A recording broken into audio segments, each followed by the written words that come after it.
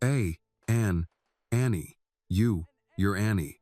Lucas ran down the center aisle of the concert hall in tears, his voice breaking apart with every step. Daniel Whitmore stood frozen beside the front row. The concert program slipped from his hand and fell onto the carpet without him noticing. For what felt like an endless moment, Daniel's mind could not comprehend the sound that had just reached him. He had waited 3 months to hear that voice again. He had spent countless nights awake, longing for even the faintest call, a cough with sound behind it, or a single audible cry. But Lucas had not managed to produce one complete word. And now, in front of hundreds of people, he had called out the name of a girl Daniel had never seen before. Lucas. Daniel snapped out of his shock and rushed after his son. Lucas, did you just speak? His voice trembled. Son, did you really just say that? Lucas did not turn around.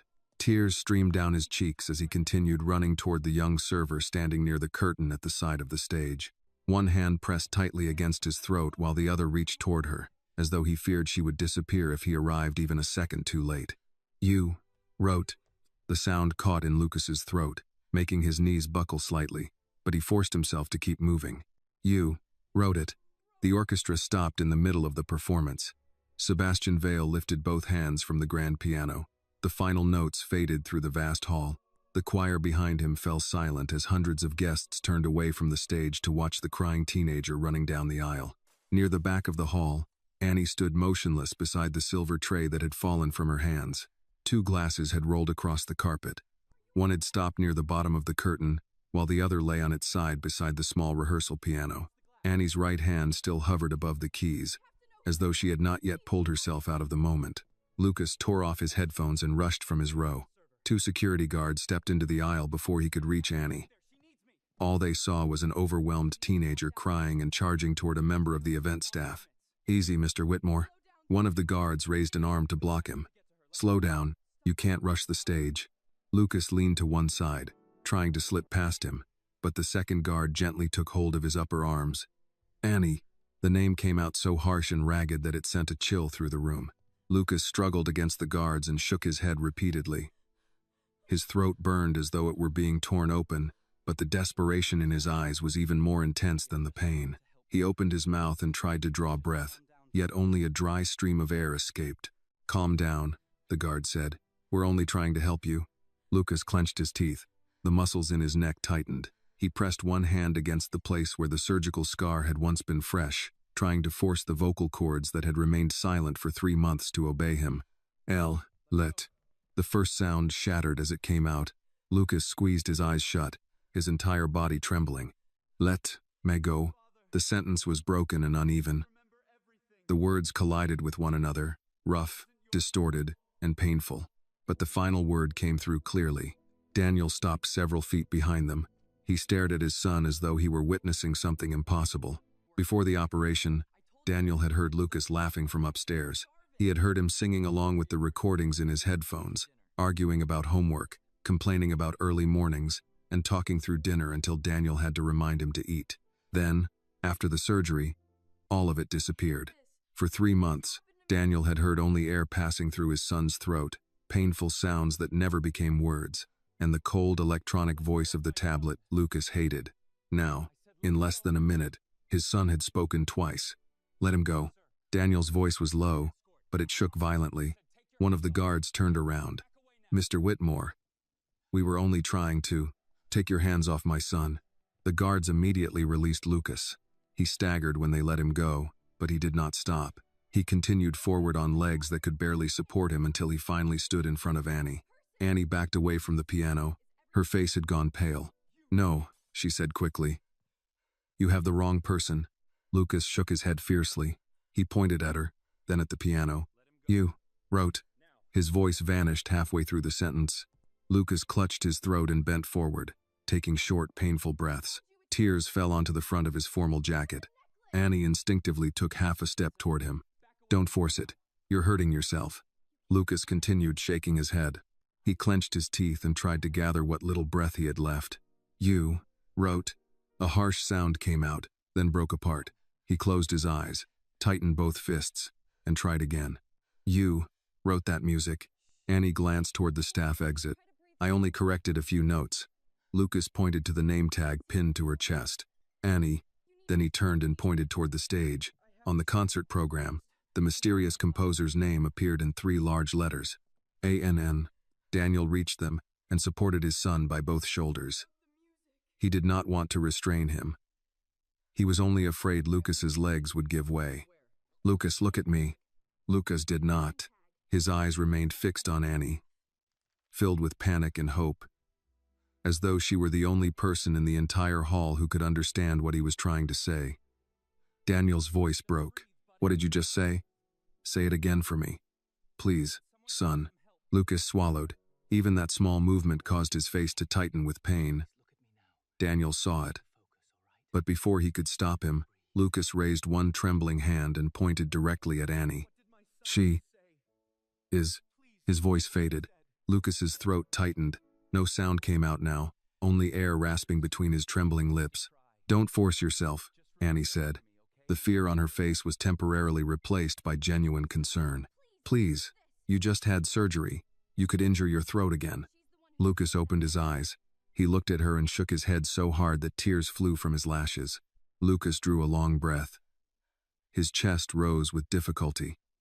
He gritted his teeth, tensed his entire body, and forced each syllable through the throat that had remained silent for 3 months. She. His body trembled. A painful silence stretched between them. Daniel held his breath. In the distance, Eleanor had risen abruptly from her seat. Annie lifted one hand as though she wanted to stop him, but Lucas used every bit of strength he had left to force the name out. Annie. The final sound broke into a sob. Lucas's knees gave way, but Daniel caught him before he reached the floor. Daniel stared at the boy in his arms, his eyes red and wet. He laughed, but the sound immediately dissolved into a choked sob. You spoke. His hands trembled as he held Lucas's face. Son, you just spoke. Lucas did not answer. He continued staring at Annie. Daniel turned toward her, his expression caught between shock and desperation. How does he know you? Annie shook her head. I don't know. Not true. Lucas forced out the words. Those 2 words alone sent him into a violent fit of coughing. Daniel hurriedly supported his chin, but Lucas continued looking at Annie through his tears. Annie flinched. At that moment, Eleanor Whitmore hurried down the center aisle. The 74-year-old woman lifted one side of her dark blue evening gown to keep from tripping. She was almost running, forcing the guests around her to step aside. Lucas. She stopped in front of her grandson, one hand pressed against her chest. Her other hand reached toward him, but she did not dare touch him yet. Sweetheart, was that your voice? Lucas turned toward her. His lips moved, but no sound came out. Eleanor looked at Daniel, her eyes filling with tears. I heard him. Her voice shook violently. Tell me I didn't imagine it. Daniel held his son more tightly. You didn't imagine it. 3 months. Eleanor began to cry. 3 months without a single word. I had almost forgotten what his voice sounded like. I know. She bent down and held Lucas's face between both hands. Can you say something one more time? Just one word. You can call me. You can call your father. Anything. Lucas was exhausted, his breathing still unsteady. He could not answer, but his eyes had never left Annie. Eleanor followed his gaze. She looked at the young woman in the plain server's uniform, then at the piano behind her. The confusion on her face slowly turned into astonishment. My grandson lost his voice after the surgery, she said. The doctors told us to prepare ourselves for the possibility that he might never speak again. Her voice caught as she looked at Annie. And yet, the moment he saw you, he ran across this entire hall and called your name. Annie lowered her eyes.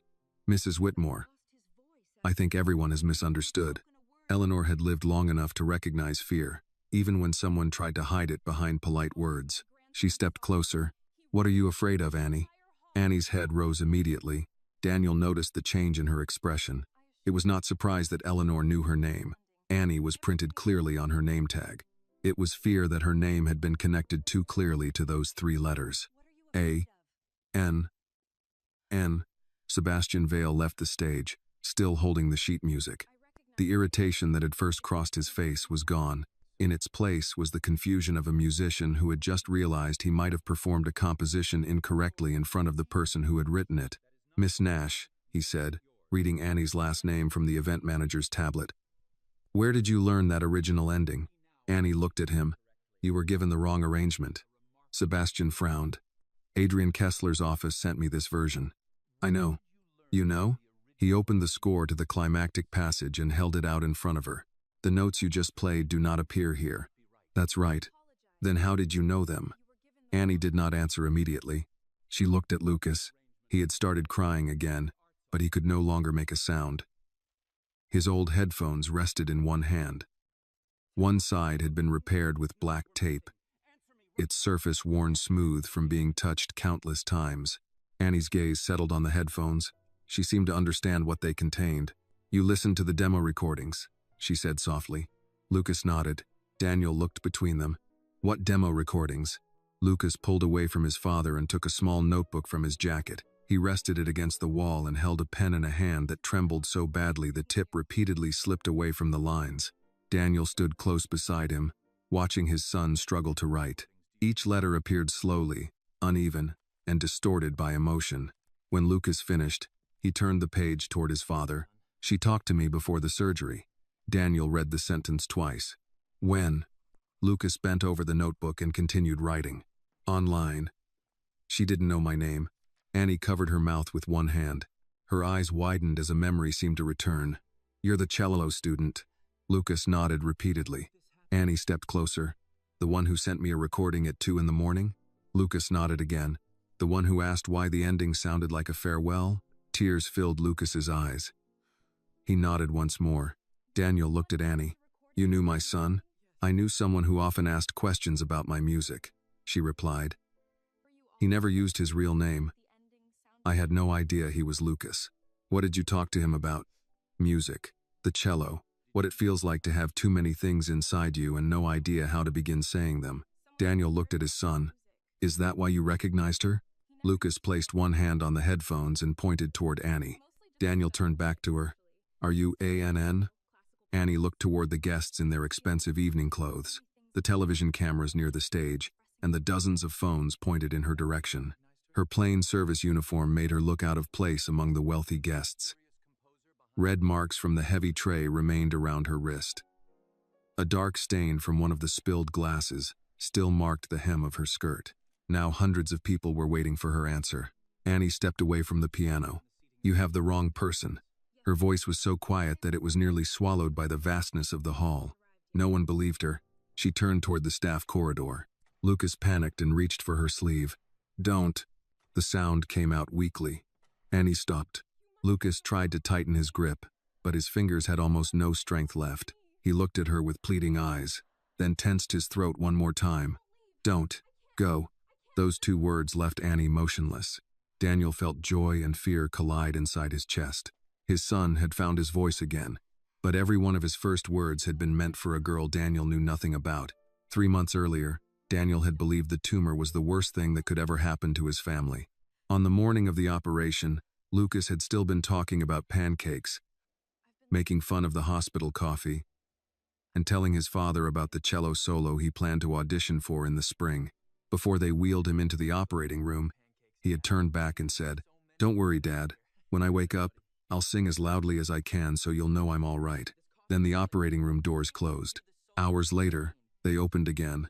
Lucas was still alive, but his voice had not returned with him. Not until tonight. Daniel spun toward Annie just before she could step through the curtain leading to the service corridor. Please don't leave. His voice no longer carried the dignified authority of the billionaire who had addressed hundreds of guests earlier that evening. It was the plea of a father who had just heard his son's voice again after 3 months of despair. Annie stopped. One hand remained wrapped around the edge of the curtain, as though letting go would leave her without enough courage to walk away. Lucas was still holding her sleeve. His fingers were so weak that he could barely tighten them, yet he refused to let go.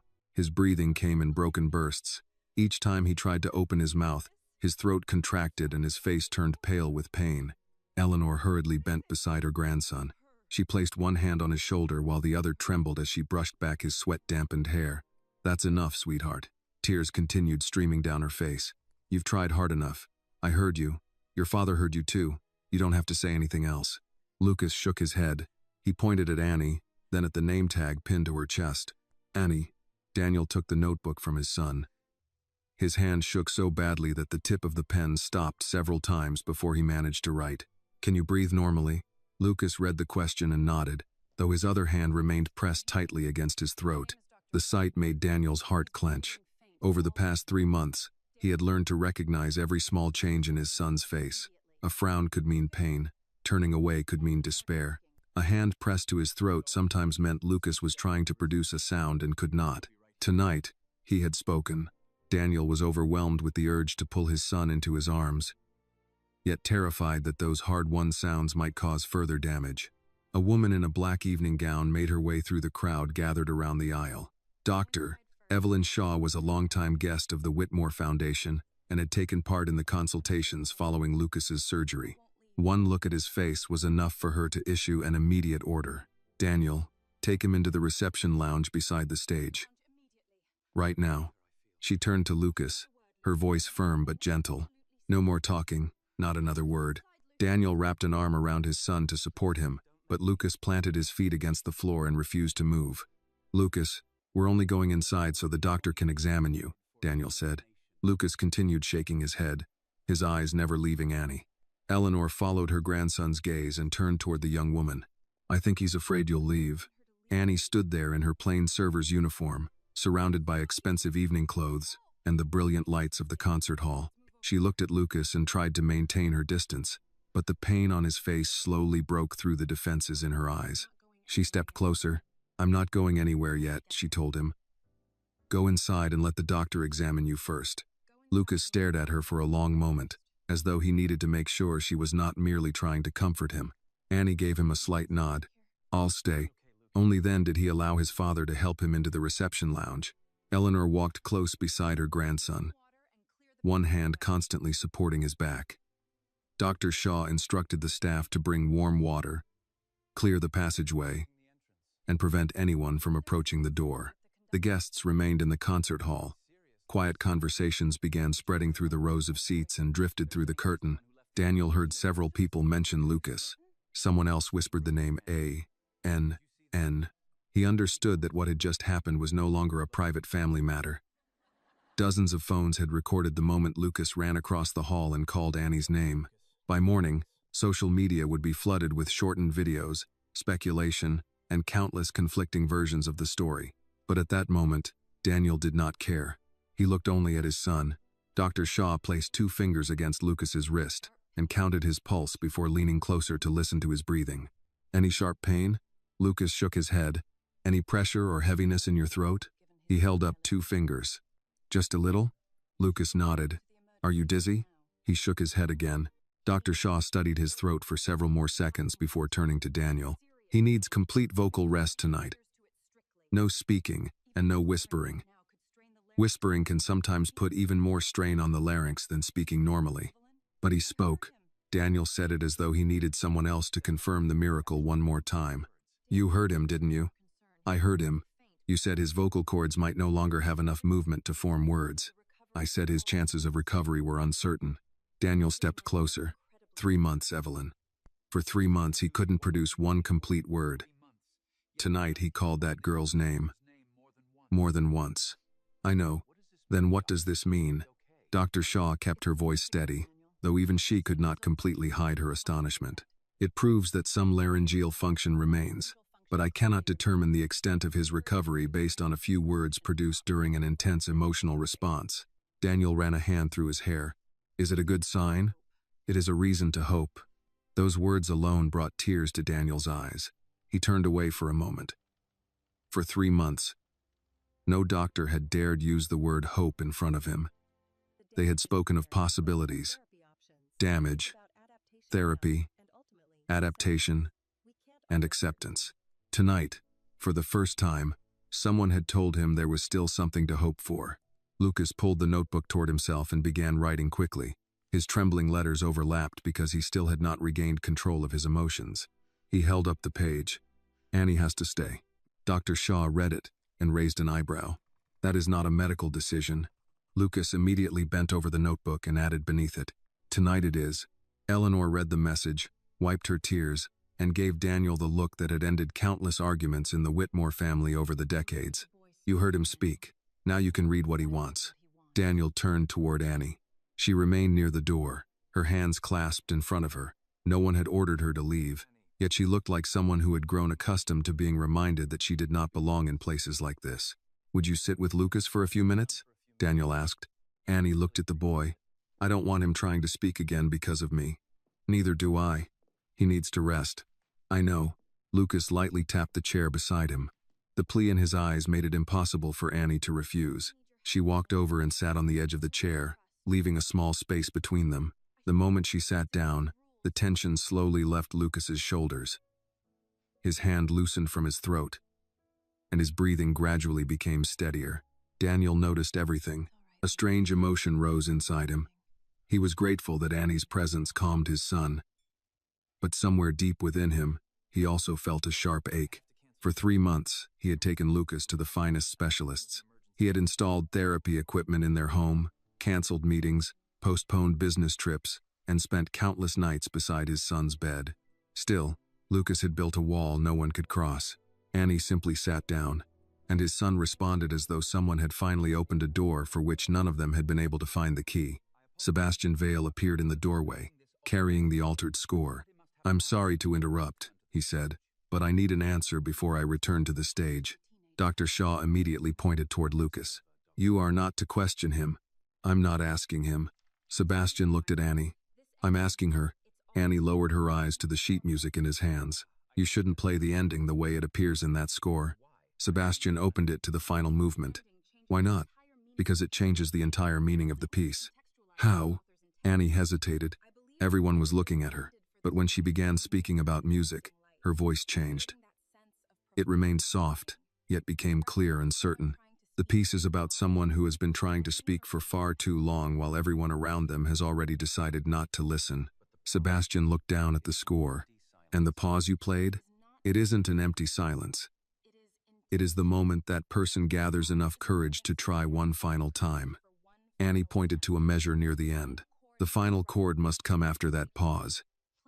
If you play straight through, the ending becomes triumphant." "And it isn't supposed to be?" Annie shook her head. "No." "Then what is it?" Something said without receiving an answer. Sebastian studied her closely. "But the piece ends there." "No," Annie said softly. "It stops there. Those are not the same thing." Sebastian tightened his grip on the edge of the score. "How do you know exactly what the composer intended?" Annie raised her eyes. For a moment, all hesitation disappeared from them. The answer nearly escaped her. Before she could speak, however, Mrs. Keller appeared in the doorway. The woman was in her 60s and had spent long enough managing hotel events to remain composed even while delivering unpleasant news. "Annie, may I speak with you outside for a moment?" Lucas immediately tightened his grip on the notebook. Annie turned toward him. "I'll come back." He looked directly into her eyes. "I promise," she added. Only then did Lucas's hand slowly relax. Daniel stood and followed her into the corridor. Mrs. Keller waited until the door closed behind them before lowering her voice. "I've received 6 complaints. 2 glasses were broken, and a client wants to know why a server interrupted the performance." "She didn't interrupt it," Daniel said. "She corrected the music." Mrs. Keller turned toward him. "Mr. Whitmore, I'm trying to handle this respectfully." "Then begin by not blaming her before you understand everything that happened." Annie lowered her head, her face reddening with embarrassment. "Mrs. Keller, I'll pay for the 2 glasses." Mrs. Keller looked at her. "This is not about 2 glasses. I dropped them. I'll take responsibility. The staffing agency just called. They want you removed from the floor until the footage has been reviewed." Daniel's expression immediately hardened. "You're suspending her over 4 measures of music?" "She left her assigned position during a live performance. Those 4 measures made my son speak after 3 months." Mrs. Keller glanced toward the reception lounge. "I understand that what happened means a great deal to your family, but I still have procedures to follow." Annie reached behind her, untied the apron, and removed it. "It's all right." Daniel looked at her. "No, it isn't." Annie carefully folded the apron before handing it to Mrs. Keller. "Please tell the others I'm sorry. They'll have to cover my work until the event is over." There was no anger in her voice. That made the moment even more painful for Daniel. She had just been removed from her job in front of hundreds of people. Yet her first concern was for the co-workers who would have to carry the extra workload. Mrs. Keller's expression softened. "Annie, I haven't said you're fired. I understand. The agency only wants to review what happened. I understand, Annie answered calmly, but her hand gripped the edge of her uniform so tightly that her knuckles turned white. Her phone vibrated inside her pocket. Annie took it out. The moment she saw the caller's name, her expression changed. She immediately turned the screen face down against her palm. Daniel had already seen it. Kessler Arts Group. Why is Adrian Kessler calling you? Annie slipped the phone back into her pocket. He isn't calling me. His name was on the screen. Annie started toward the exit. You should go back to your son. Daniel followed her for several steps. Lucas wrote that you spoke with him before the operation. Online. We only discussed music. I didn't know who he was.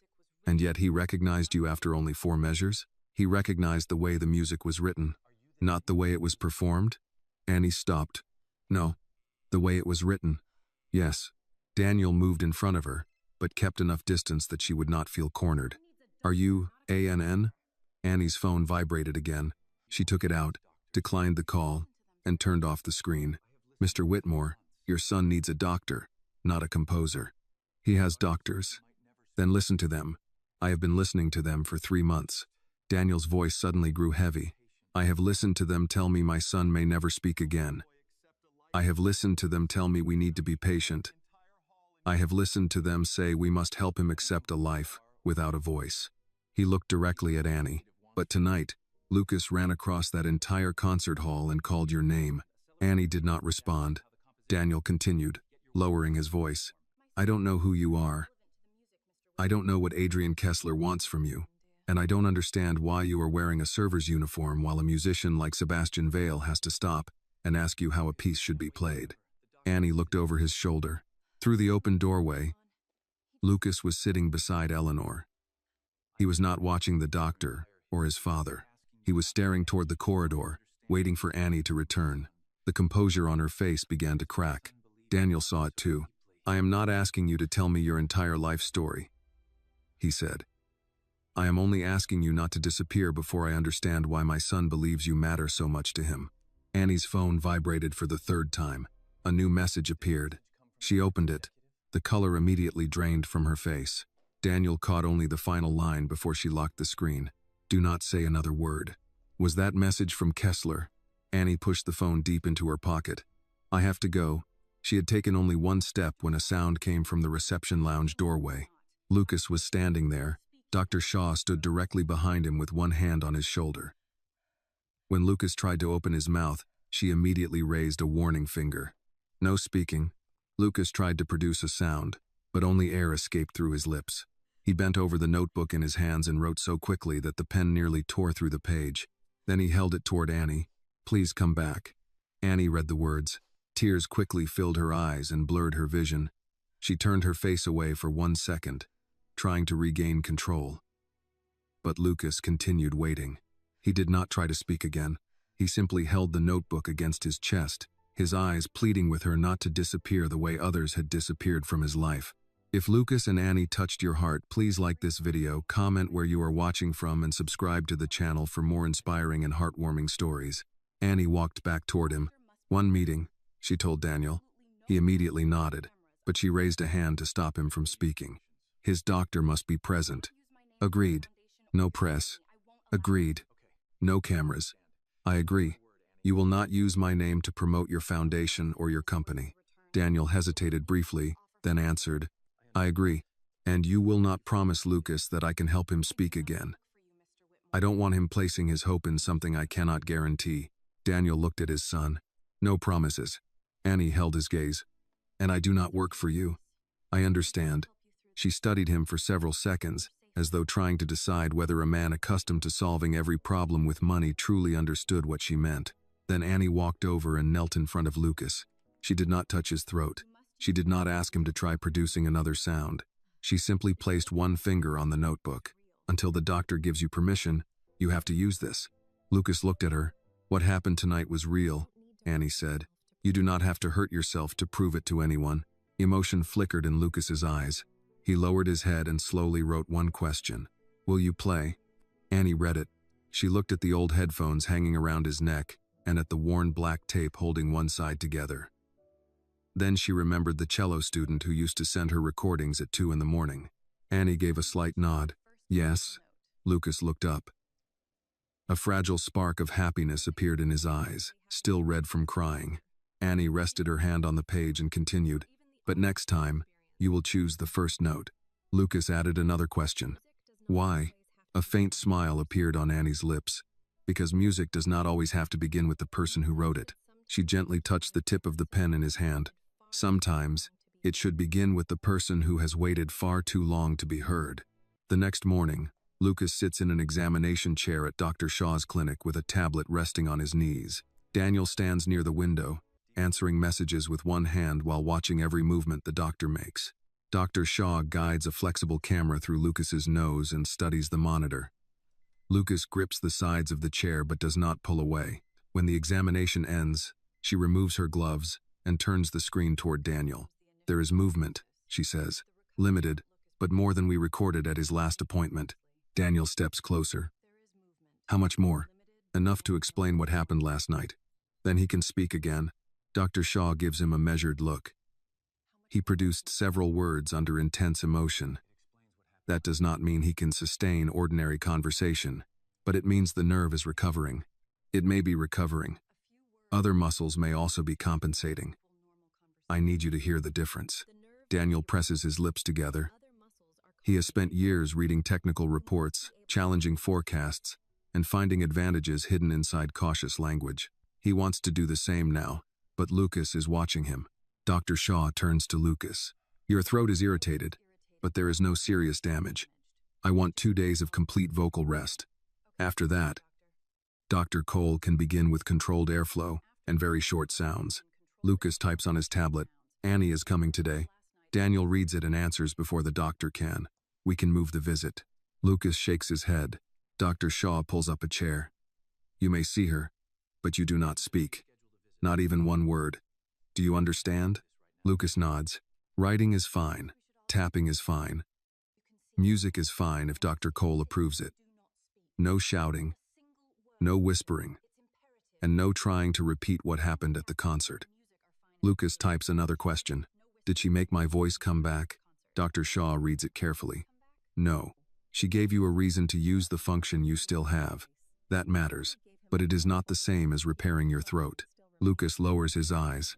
Daniel expects disappointment. But Lucas types again. "Then there is still something there."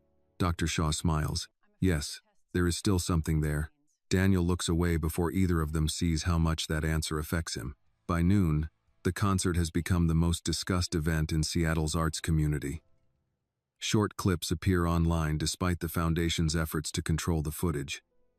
One shows Annie at the rehearsal piano. Another captures Lucas calling her name. Most versions end before anyone understands what happened. Daniel's communications director calls 3 times. On the 4th call, Daniel answers. "We need a statement," she says. Reporters are asking whether Lucas experienced a medical emergency and whether the server is connected to ANN. No statement about Lucas. They already have video. That does not give them the right to his medical information.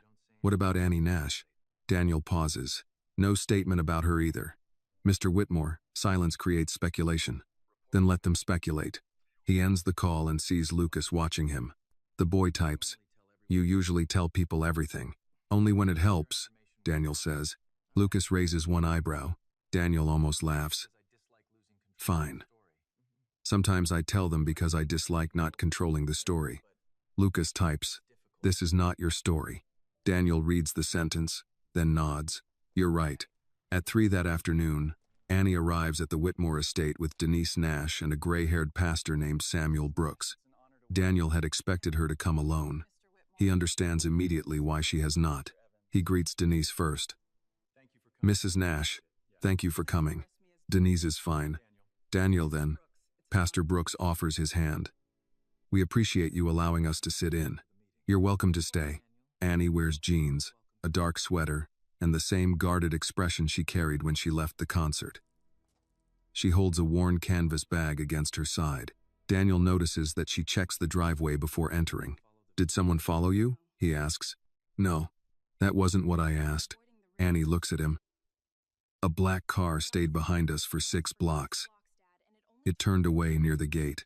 Daniel signals to his security director. Check the exterior cameras in the street feed. Annie's shoulders tighten. I don't want this becoming bigger. It already is. That doesn't mean you get to take control. Denise places a hand on her daughter's arm. Let him check the cameras. Checking is not the same as deciding for you. Daniel accepts the correction without responding.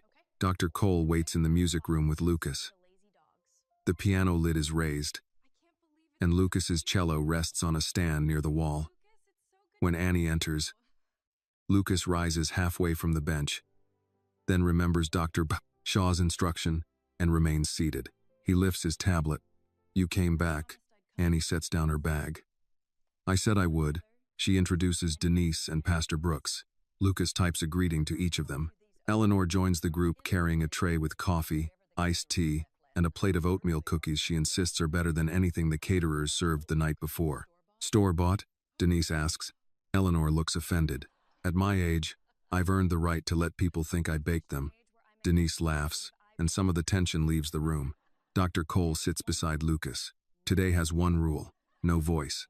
Lucas nods. Annie approaches the piano but does not sit.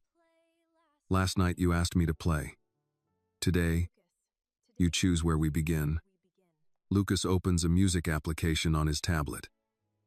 Instead of selecting one of A.N.'s famous compositions, he taps a recording labeled Draft 17. Annie's fast changes. The track begins with a low cello line, followed by 5 piano notes and a pause that lasts just longer than expected. You still have this? She asks. Lucas nods. Annie turns to Daniel. This was never released. How did he get it? I sent it to an anonymous account 2 years ago. Lucas types. You said it was unfinished. Annie reads the next line as it appears. I said the ending sounded afraid. A small smile touches her face. You said it sounded like someone standing outside a door. Lucas adds. You said maybe they were waiting to be invited in. Annie sits at the piano. I remember you now. Daniel remains near the doorway. Last night, Annie was a stranger, his son somehow recognized. Now he sees that a connection already exists between them, built through messages and music while he knew nothing about it. Annie places her fingers on the keys. All right, no voice today. We'll use rhythm. She plays the 5 opening notes. Lucas taps twice against the side of the bench. Annie answers with 2 lower notes. He taps again, changes the pattern, and waits. She follows. The exchange continues without instruction. Dr. Cole observes Lucas's breathing, but does not interrupt. Denise and Eleanor sit together near the fireplace. Pastor Brooks closes his eyes as if listening during a Sunday service. Daniel watches his son communicate without anger or embarrassment. Lucas is not being tested. He is leading. After several minutes, Annie stops. Lucas quickly types. Why did you change the ending? I didn't. He turns the screen toward her. Qu'est-ce que? Annie looks toward the windows.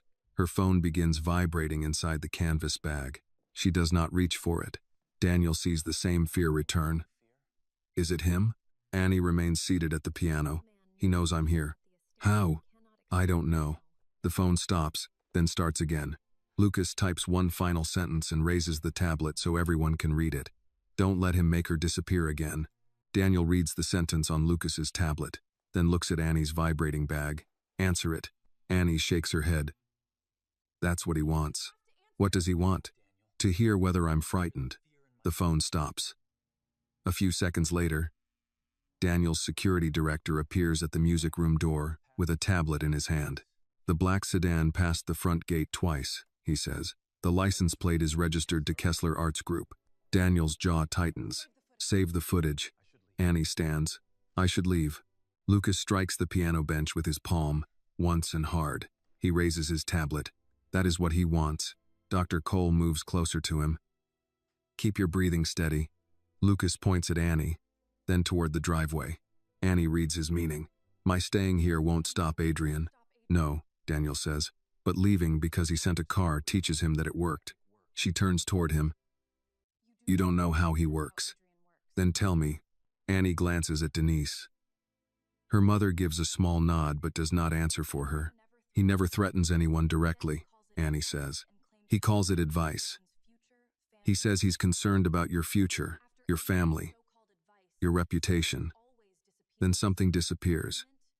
A payment, a job, a recommendation. By the time you understand what happened, everyone thinks you did it to yourself. Pastor Brooks folds his hands over his cane. Men like that count on shame doing the work for them. Daniel asks his security director to wait outside, then closes the door. Does Kessler control your music? He controls the accounts that distribute it. Does he own the copyright? He says he does. That wasn't my question. Annie's expression hardens. I signed papers when I was 16. My mother needed treatment. He told me the agreement was temporary. Denise looks down at her coffee. I didn't know the full terms. You were sick, Annie says. I was still your mother, and I was trying to keep you alive. The strain between them carries years of choices neither can undo. Eleanor sets her cup down and speaks without raising her voice. A family can love each other and still make decisions out of fear. That doesn't make the love false. It means the fear had too much authority. Denise studies her for a moment. You've had practice saying that. More than I care to admit. Lucas begins typing. Did he change draft 17? Annie returns to the piano but keeps her hands in her lap. He changed the ending after I refused to add a larger final chord. Why? He said audiences wanted hope. Lucas types again. The original had hope. Annie reads the screen. It just didn't lie. Her eyes fill before she can hide it.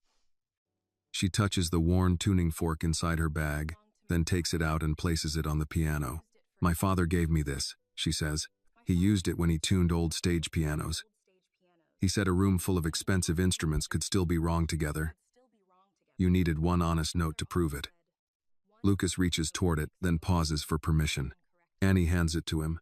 He taps it gently against the rubber block Dr. Cole provides and places the bass against the wooden side of his cello. The vibration travels through the instrument. Lucas closes his eyes, feeling rather than speaking. Dr. Cole watches his shoulders settle. That's enough for today. Lucas immediately shakes his head. It is not a punishment, she tells him. Your body has done more than usual since last night. Rest is part of the work. He types. She just got here. And she can come back, Dr. Cole says. Everyone turns toward Annie. She remains quiet. Daniel senses that another offer from him would push her toward the door. He waits. Lucas writes more slowly this time. I don't need you to make me talk. Annie reads the next line. I need you to help me hear what I sound like now. Her face changes. The request reaches a place Daniel's money cannot touch. One session, she says. Then we decide whether this helps you. Lucas points toward Dr. Cole. With her here, Annie adds. Every time. He nods. Daniel says, I'll arrange transportation. No, Annie replies. I can get here myself. Someone followed you. Then your security can watch the road. I'm not getting into one of your cars every time I leave home. Daniel accepts the limit. All right. And no recording unless Lucas agrees. Lucas types. Record music. Not me. Dr. Cole nods. We can record instruments without capturing private conversation. Annie looks at Daniel. No foundation videos. No recovery campaign. No story about a billionaire finding a hidden composer. I understand. You keep saying that. Because I'm trying to. For the first time, Annie almost smiles. The front door chime sounds through the house. Daniel's security director returns and speaks quietly from the doorway. Mr. Whitmore, Adrian Kessler is at the gate. Annie rises so quickly that the piano bench shifts across the floor. Daniel steps between her and the hallway. He isn't coming inside. He won't accept that. He doesn't have to. Daniel takes the security tablet and activates the gate speaker. Adrian's face appears on the screen, composed and familiar from arts magazines and televised benefit concerts. Daniel, Adrian says, I believe someone on your property has taken materials connected to my company. No one here has taken anything. I'd rather discuss this privately. There is nothing private about sending a car to follow Annie Nash. Adrian's expression barely changes. Annie is young.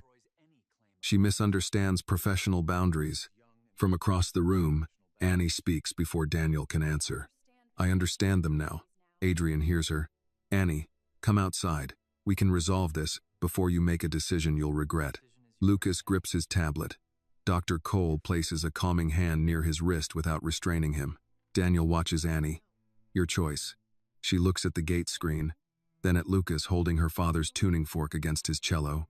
"No," she says. Adrian pauses. "No? I'm not coming outside. You signed an agreement. I was 16. You received every benefit promised to you. My name disappeared." Adrian's voice loses some of its warmth. "Be careful." Annie lifts her chin. "That sentence used to work." Daniel disconnects the speaker. A moment later, the black sedan turns away from the gate. Annie sits at the piano again, though her hands still tremble. Lucas raises the tuning fork and waits. She strikes one key matching its pitch. Lucas taps twice against the cello. Annie answers with 2 notes. Daniel remains near the doorway, finally understanding that his first responsibility is not to direct what happens next. It is to make sure no one interrupts it. The final note fades from the cello, but Lucas keeps the tuning fork pressed against the wood as if the vibration might remain inside his hand. Annie waits until he lowers it before returning the instrument to its cloth pouch. Dr. Cole checks the time. "We stop here." Lucas reaches for his tablet. "You said 1 session." "I did," Annie says. "This wasn't a session," Kessler interrupted. Daniel almost objects to the accusation in the wording, then sees Annie trying not to smile. "He has a point," she says. "He usually thinks he does," Daniel replies. Lucas types, "Tomorrow." Dr. Cole answers before anyone else. "Tomorrow you rest." The following afternoon, we try 20 minutes. No voice work, unless Dr. Shaw approves it. Lucas lifts the tablet toward Annie. "Will you come?" Annie looks at Denise, who gives her no direction. The choice remains hers. "Yes," Annie says, "but you follow the rules." Lucas nods. "And if Dr. Cole says stop, we stop." Another nod. "And your father stays out of the session." Daniel raises an eyebrow. "Out of the room, out of the process," Annie says.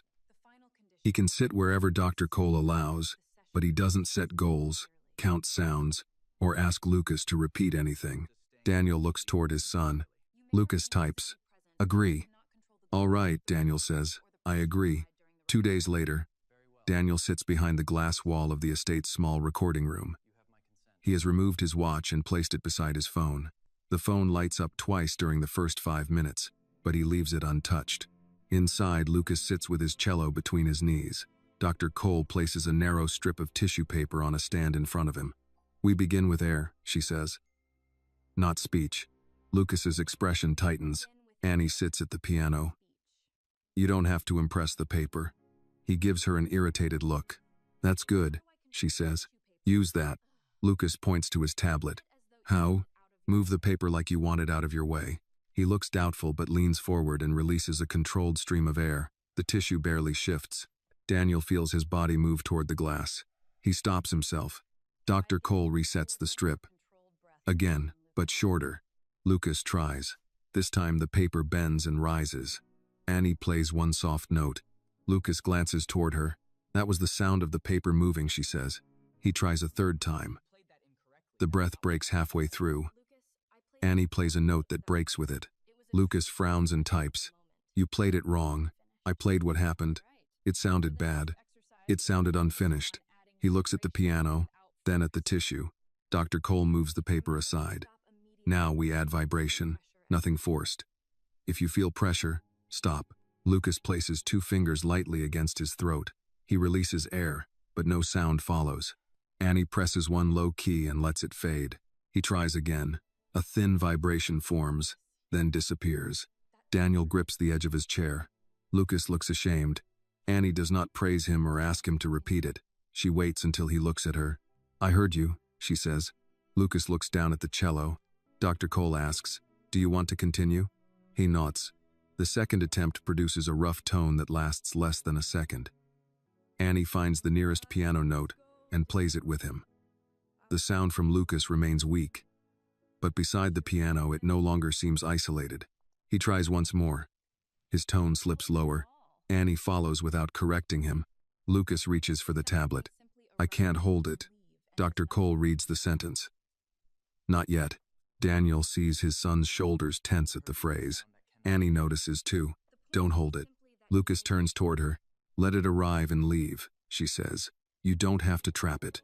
He types, "Then what is the point?" "The point is that you made it." Lucas shakes his head. Annie opens her canvas bag and removes her phone. She scrolls through several files, then places it on the piano. A recording begins. A younger Annie plays a difficult passage, misses the same interval twice, and strikes several keys in frustration. A man's voice speaks from behind the recording. Finish the song before you decide what it means. The recording ends. Lucas looks at her. My father, Annie says. I wanted to delete that file. He wouldn't let me. Lucas types. You were bad. Denise laughs from the corner. He's comfortable with you now. Annie gives Lucas a level look. I was terrible. He types. You got better. I finished before I judged the whole song. Lucas reads the sentence twice. Dr. Cole places the tissue paper back on the stand. One final attempt. Lucas closes his eyes. Annie places her hands above the keys but does not play. He releases a slow breath. The paper moves. A quiet tone follows. Uneven at first, then steadier. Annie joins him with a single note. The tone lasts nearly 2 seconds. When it ends, no one celebrates. Dr. Cole records the duration on her chart. Annie lifts her hands from the piano. Lucas keeps his fingers at his throat, registering what his body has done. Daniel's phone lights up again behind the glass. He turns it face down. Lucas opens his tablet. That doesn't sound like me. Annie reads it. Not the way you remember. I hate it. You're allowed to, Dr. Cole adds. But hating it today doesn't decide how you'll feel forever. Lucas presses the playback button on the recorder. His tone enters the room through the speakers. Rough and unfamiliar. He stops it immediately. Daniel rises, but Annie signals for him to wait. Lucas plays it again. This time he listens to the end. Annie moves to a different section of the piano and builds 3 quiet chords around the recorded tone. She changes the harmony, not the sound itself. The same voice that seemed strained a moment earlier now becomes the center of something larger. Lucas plays the recording a 3rd time. Annie adds the chords again. He types, You made it sound better. No, she says. I changed what surrounded it. Lucas looks through the glass at Daniel. His father does not smile too widely or raise a hand in celebration. He only sits where Lucas can see him. Dr. Cole ends the session and reminds Lucas to rest. Annie begins packing her music. Lucas types one final question. Can we write something with it? Annie poos. With your voice? He nods. She looks at Dr. Cole. Safely? Short sounds, controlled range, no pressure, Dr. Cole says. We build around what he can do, not what anyone wishes he could do. Annie turns back to Lucas. Then we start with today's sound. Lucas touches the playback button again. The rough tone fills the room. This time, he does not stop it. Over the next 2 weeks, Lucas's voice returns in fragments rather than sentences. Some mornings he can hold a low tone for nearly 3 seconds. On others, air passes through his throat without sound. Dr.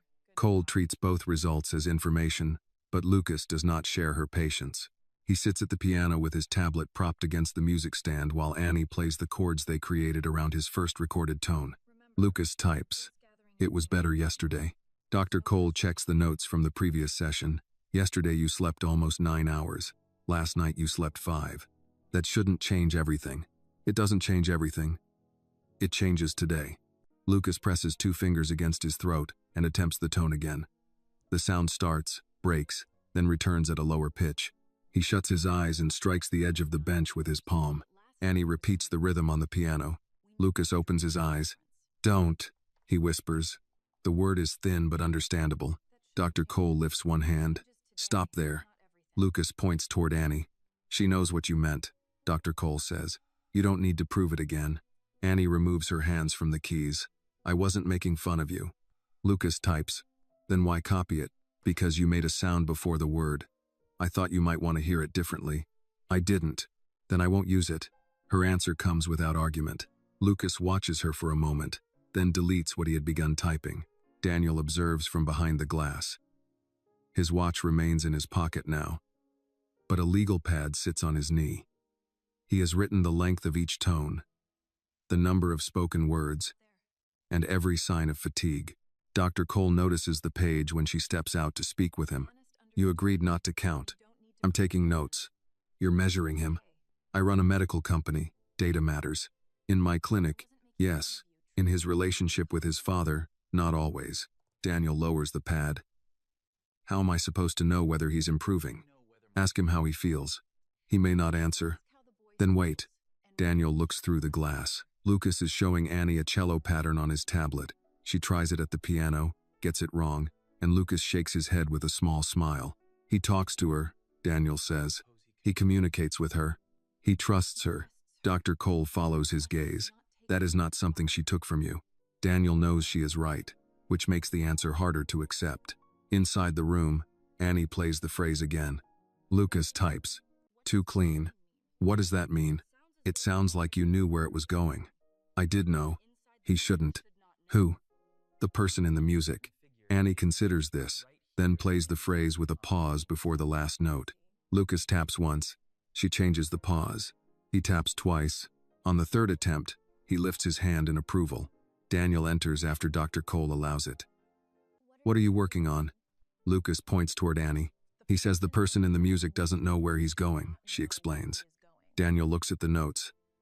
Is that Lucas? Annie turns to the piano. It doesn't have to be. Lucas types. It is.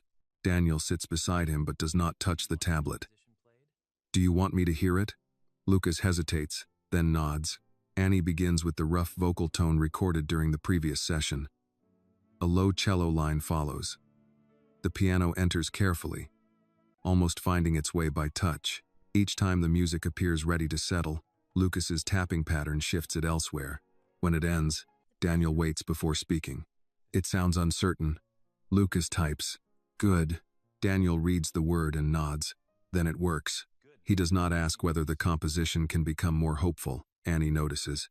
Later that afternoon, Annie finds Lucas in the kitchen, trying to pour iced tea, while keeping his tablet balanced under one arm.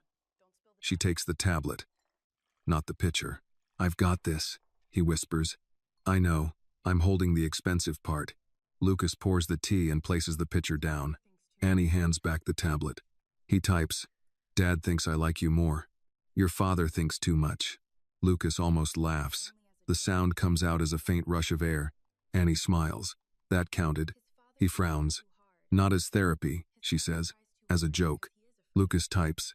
He tries too hard. He's afraid. Suwangwi. I know. Lucas studies her, then types. Are you afraid of Kessler? Annie takes time before answering. Yes, but you said no to him. Being afraid and saying no can happen at the same time. Lucas looks toward the hallway, making sure Daniel is not nearby. I'm afraid to hear my voice in front of people. Then don't start with people. I hear it. That's different.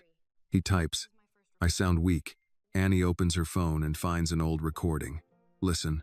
A younger version of Annie plays a complicated passage, misses 2 notes, starts again, and misses them differently.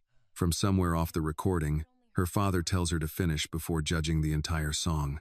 Lucas listens to the end. You heard part of this before, Annie says. Not all of it. The recording continues. Annie finally reaches the last chord, but the tempo changes several times, and one note remains wrong. Lucas types, Why keep this? My father saved it. Why? He said one day I would need proof that improvement doesn't erase where you started. Lucas plays the recording again. That Saturday, Daniel takes him to a diner near Lake Washington. They arrive early, before the lunch crowd.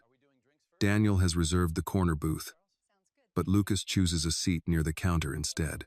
An older waitress named Carol approaches with 2 menus. She recognizes Daniel but directs her question to Lucas. Blueberry pancakes. Lucas nods. Extra syrup? He lifts 1 finger. 1 extra. Still don't trust your father around the bottle? Lucas smiles. Daniel says, I haven't spilled syrup in years. Carol pours coffee into his cup. A man's reputation lasts longer than the evidence. Lucas produces a breathy laugh. Carol does not react as though anything unusual has happened. She places the menus down and says, Take your time.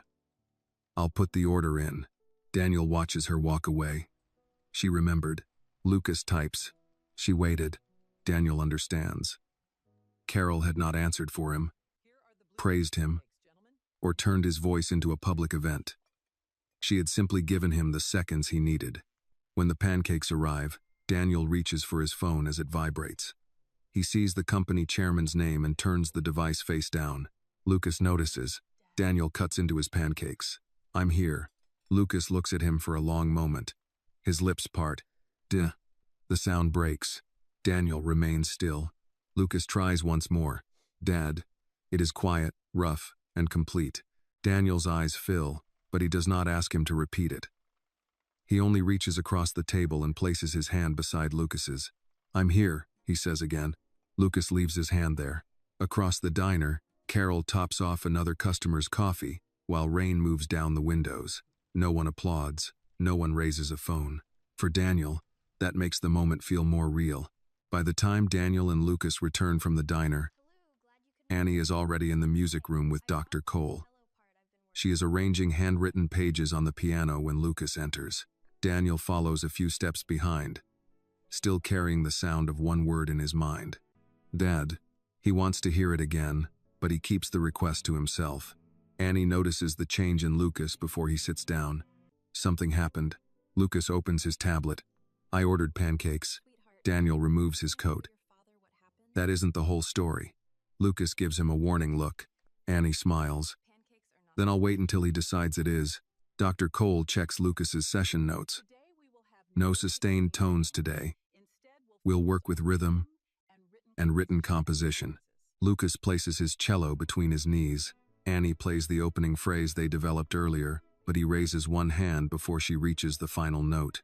He types, "I want to know why Kessler changed your music." Annie's fingers leave the keys. "That isn't part of your therapy. It is part of the song." Dr. Cole looks at Annie. "You don't owe anyone an explanation." "I know." Lucas types again. "You knew me before I knew you. I want to know who I was talking to." Annie reads the sentence twice. Denise sits near the window with a cup of tea, allowing her daughter to decide. Daniel remains by the door. Annie closes the piano score. "My father's name was Calvin Nash. He worked backstage at theaters around Seattle.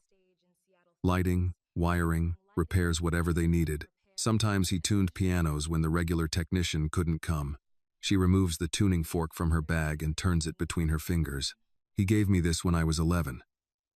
We didn't own a piano, so I practiced at church, at the public library, and in empty rehearsal halls after he finished work."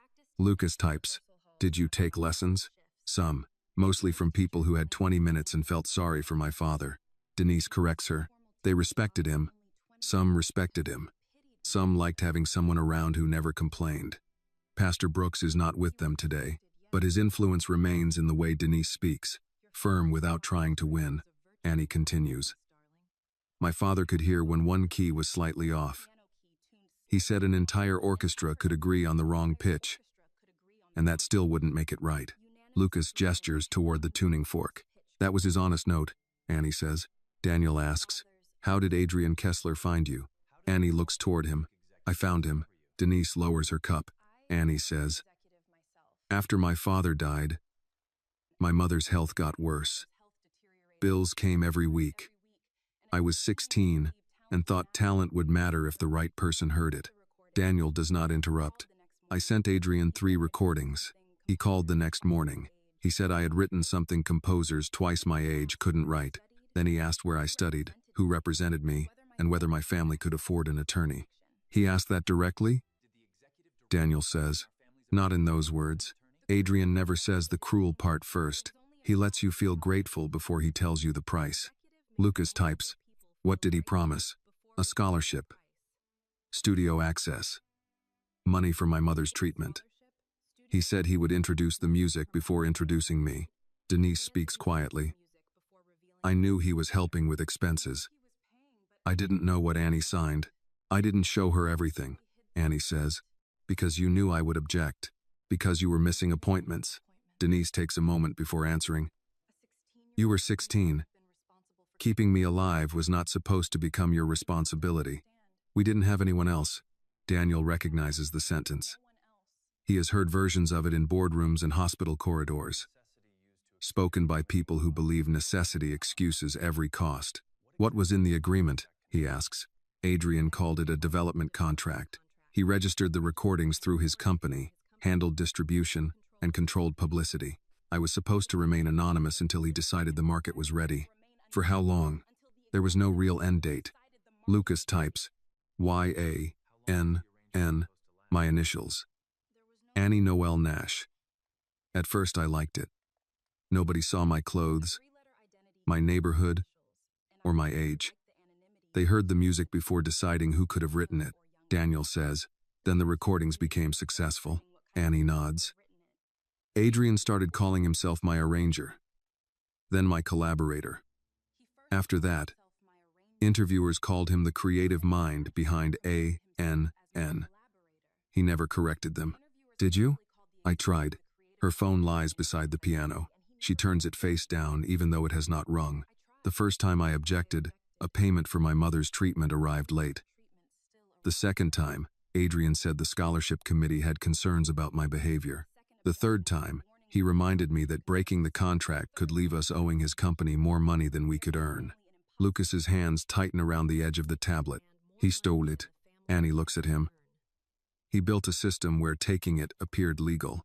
That doesn't make it legal, Daniel says. No, it makes it expensive to prove. Daniel's expression changes. Let me see the contract. Annie shakes her head. I didn't tell you this so you could take over. I'm not taking over. You hear a problem and start assigning people. I know attorneys who handle intellectual property, and Adrian knows judges, donors, publishers, and half the arts boards in this city. That is not a reason to surrender. Annie closes her bag. It is easy to say that when losing a fight means bad press instead of losing your apartment. Daniel accepts the rebuke. Then tell me what help would not feel like control. The question catches her unprepared. Denise watches him more closely now. Annie says, information. Nothing filed, released, or negotiated without my approval. Agreed. My own attorney. Agreed. And if I decide not to fight, you don't decide that I'm too frightened to understand my own life. Daniel takes a breath before answering. Agreed. Lucas types. You should fight. Annie looks at him. You told your father not to fix you. Lucas pauses, then writes. This is different. No, she says. It isn't. You get to decide what happens to your voice. I get to decide what happens to mine. Lucas lowers the tablet. A few seconds later, he types. Then I hope you fight. Annie's face softens. That I can accept. Daniel's phone vibrates. His security director is calling from the front gate. He answers. What is it? A visitor. Mr. Whitmore. Adrian Kessler. Through the window, a black sedan turns into the drive.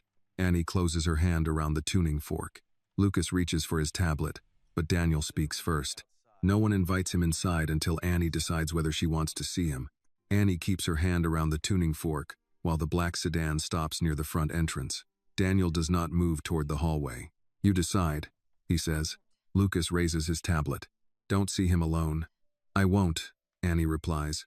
Denise stands and smooths the front of her sweater. Then we meet him together. Daniel calls the gate. Let Mr. Kessler in. Bring him to the library. Annie turns toward him. Why the library? Because it has 2 doors, no recording equipment, and enough chairs for everyone who needs to be there. She considers the answer, then nods. Dr. Cole remains with Lucas while Daniel, Annie, and Denise cross the hall. Lucas follows despite the therapist's suggestion that he stay in the music room. Daniel looks at him. You don't have to be part of this. Lucas types. He came because of me too. Annie reads the screen. Then you listen. You don't force your voice. Lucas nods. Adrian Kessler enters the library carrying a leather folder. He is dressed for a board meeting rather than an argument, with a gray suit, dark tie, and the calm expression of a man who expects every room to adjust around him. Daniel, he says. Thank you for seeing me. Daniel does not offer his hand. Annie agreed to hear what you came to say. Adrian turns toward her. Anna, my name is Annie. Of course, the correction is smooth enough to sound courteous, but Annie's fingers close tighter around the tuning fork. Adrian notices Lucas near the fireplace. I understand you had an emotional evening. Lucas does not respond. Daniel says, Speak to Annie. You didn't come here to discuss my son. Adrian opens the folder and removes several pages. I came because confidential materials connected to my company were performed without authorization. The situation can still be resolved quietly. Annie looks at the papers but does not take them. I played 4 measures that I wrote. You played a protected arrangement during a public event. It wasn't your arrangement. Adrian gives a patient smile. This is why professional agreements exist. Memory is unreliable. Ownership records are not. Denise steps closer to her daughter. She was 16 when she signed those papers. She had representation. No, she didn't. She had a parent. I was receiving treatment and was never shown the full agreement. Adrian's expression remains controlled. Mrs. Nash, your family accepted substantial financial support. Annie answers before her mother can. You paid enough to keep us dependent and called it generosity. That is an unfair description of a relationship that gave your work a national audience. You hid my face. I protected the project. You told me audiences would question whether I could write the music. I told you the market responds to presentation. Daniel steps toward the desk. Say what you mean. Adrian turns to him. You understand branding. The ANN identity created curiosity, without allowing unrelated factors to distract from the compositions. Her age, her neighborhood, and the color of her skin were not unrelated factors to you, Daniel says. They were the reason you thought she could be controlled. Adrian closes the folder. Be careful, Daniel. You are making accusations based on one side of a complicated business relationship. I'm listening to the side that was never allowed into the interview. Lucas lifts his tablet. Why did you change draft 17? Adrian reads the question, then looks at Annie. You showed him unreleased material? I sent him a draft before I knew who he was. That file was company property. Lucas types again. You changed the ending. I improved the ending. Annie's voice remains quiet. You made it louder. I made it suitable for performance. You removed the pause. The pause weakened the conclusion. The pause was the conclusion. Adrian gives her the look of an instructor correcting a student. Annie, talent is not the same as judgment. You had raw ability. I gave it structure. You gave it your signature. For the first time, irritation shows beneath his calm manner. He returns the papers to the folder. I did not drive here to revisit every creative disagreement. A video from the gala is circulating. Reporters are asking questions. You will release a statement confirming that you worked as an assistant under my direction and that the performance was a misunderstanding. No. Adrian looks at her as though he has heard the wrong answer from an employee. You should discuss this with your mother before placing her medical care at risk. Denise moves between them. Do not use my health against my daughter. I am stating practical consequences. The support attached to our agreement may end if Annie violates its terms. Daniel's voice hardens. Any payment needed for Denise's current treatment will be covered, while Annie obtains independent legal advice. Annie turns toward him. Daniel, no conditions, he says. No rights to your music. No public announcement. It only prevents him from using a hospital bill as a leash. Adrian looks at Daniel. You are entering a dispute you do not understand. I understand pressure disguised as assistance. You may reconsider when your board learns you are financing a contractual attack against one of the foundation's largest arts partners. Daniel does not answer immediately. The threat is specific enough to matter. Whitmore Biotech is preparing for a federal review, and several directors already question the attention surrounding Lucas. Adrian sees that Daniel understands the cost. Your company employs thousands of people, he continues. They should not pay for Miss Nash's confusion. Annie's face tightens. There it is. Adrian turns to her. You never threaten the person in front of you, she says. You point at everyone standing behind them. I am offering you a way out. No, you're offering me the same hiding place. Adrian picks up the folder. Then I will let the attorneys explain what happens next. Lucas moves closer and raises his tablet. She wrote the music. Adrian glances at the screen. You are very devoted to someone you barely know. Lucas begins typing again, slower this time. I knew her music before I knew your name. Adrian's mouth tightens. Daniel opens the library door. The meeting is over. At the entrance, Adrian pauses beside Annie. Once this becomes public, admiration will not protect you. People enjoy mysteries. They are less kind to the person behind them. Annie takes the tuning fork from her pocket and holds it where he can see it. My father said a whole orchestra can follow the wrong note. Adrian looks at the small instrument. He also said it only takes one honest note to expose it, she adds. Daniel's security director escorts Adrian outside. Through the front windows, they watch the sedan leave the drive. Denise touches Annie's shoulder. You all right? No, Annie says, but I said no. Lucas lifts his tablet. Being afraid and saying no can happen at the same time. Annie recognizes her own words and gives him a tired smile. You remember everything. He points toward the music room. They return to the piano. Dr. Cole checks Lucas's breathing before allowing the session to continue. Annie places the tuning fork against its rubber block. One clear pitch moves through the room. Lucas taps a pattern on the body of his cello. 3 short beats, a pause, then one more. Annie answers with a low chord. He changes the rhythm. Daniel stands near the doorway and listens as the pattern becomes the beginning of something neither of them has written before. Annie takes a pencil and writes a temporary title at the top of the page. The voice between notes. Before she can play the next phrase, Daniel's phone lights up with a message from his board chairman. Emergency meeting. Tomorrow morning. Kessler has contacted the directors. Daniel arrives at Whitmore Biotech before 8 the next morning. The boardroom windows overlook downtown Seattle, but no one pays attention to the rain moving across the glass. 12 directors sit around the table with printed reports, legal summaries, and copies of the video from the charity concert. The board chairman, Harold Bennett, places his reading glasses beside the folder in front of him. Adrian Kessler says you are sheltering a former contractor who violated a confidentiality agreement. Annie Nash is not hiding, Daniel says. She is receiving independent advice. On your property, she was there for a supervised music session with Lucas. One director glances at the paused video on the wall monitor. Annie stands beside the rehearsal piano in her service uniform while Lucas runs toward her. The press does not see a music session, she says. They see a billionaire bringing an 18-year-old employee into his private home after she interrupts his gala. Daniel keeps his voice controlled. Then the press should be given accurate information. Accurate information requires evidence, Harold replies. Do you have proof she composed the work?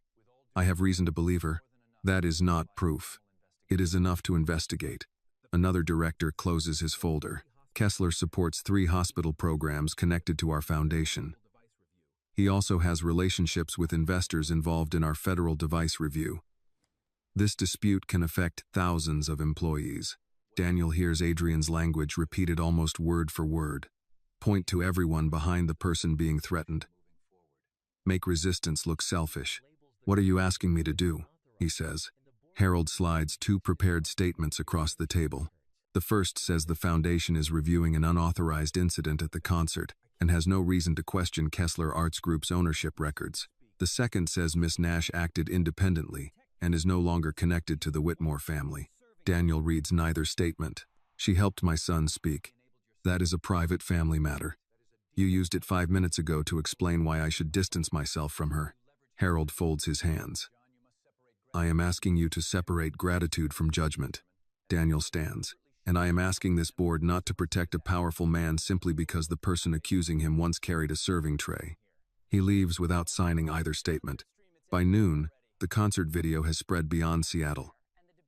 Music channels replay the moment Annie corrects the climactic passage. Viewers compare her hands with old studio clips posted under the ANN account. Some call her a fraud. Others ask why the supposed creator of millions of streamed recordings has never been interviewed. Daniel's communications director calls while he drives home. We need to respond, she says. Kessler's office has released a statement. What does it say? That Annie was a junior assistant who contributed minor ideas under his supervision. They describe her recent behavior as emotionally unstable. Daniel's grip tightens on the steering wheel. Do not repeat that phrase in any company statement. They are also suggesting she used Lucas's condition to attract attention. She tried to leave. That part is not in the video. Then say nothing about her until she chooses what to say. Silence will let Kessler define her. Speaking for her would do the same. When Daniel reaches the estate, 2 news vans are parked beyond the gate. Security keeps them off the property, but cameras follow every vehicle entering the drive. Inside the music room, Lucas and Annie are working on the voice between notes. Dr. Cole sits beside the recording console. Denise has taken Eleanor to the kitchen, where the two women are preparing sandwiches for everyone despite the staff's offer to help. Lucas taps 4 beats against the cello. Annie writes them into the score, then adds a low piano line. Daniel enters without interrupting. Lucas notices him and types, "Board meeting? Finished. Bad?" Daniel takes a seat near the wall. "They want me to separate the company from Annie." Annie stops writing. "You should." Lucas turns toward her. She continues, "Whitmore Biotech has employees who had nothing to do with Adrian. Their jobs shouldn't be pulled into this." Daniel hears the same argument Adrian used, but Annie is not trying to frighten him. She is trying to protect people she has never met. "I won't use the company in your case," he says, "but I'm not issuing a statement that questions you. You still don't have proof. I have heard enough to know the questions are real."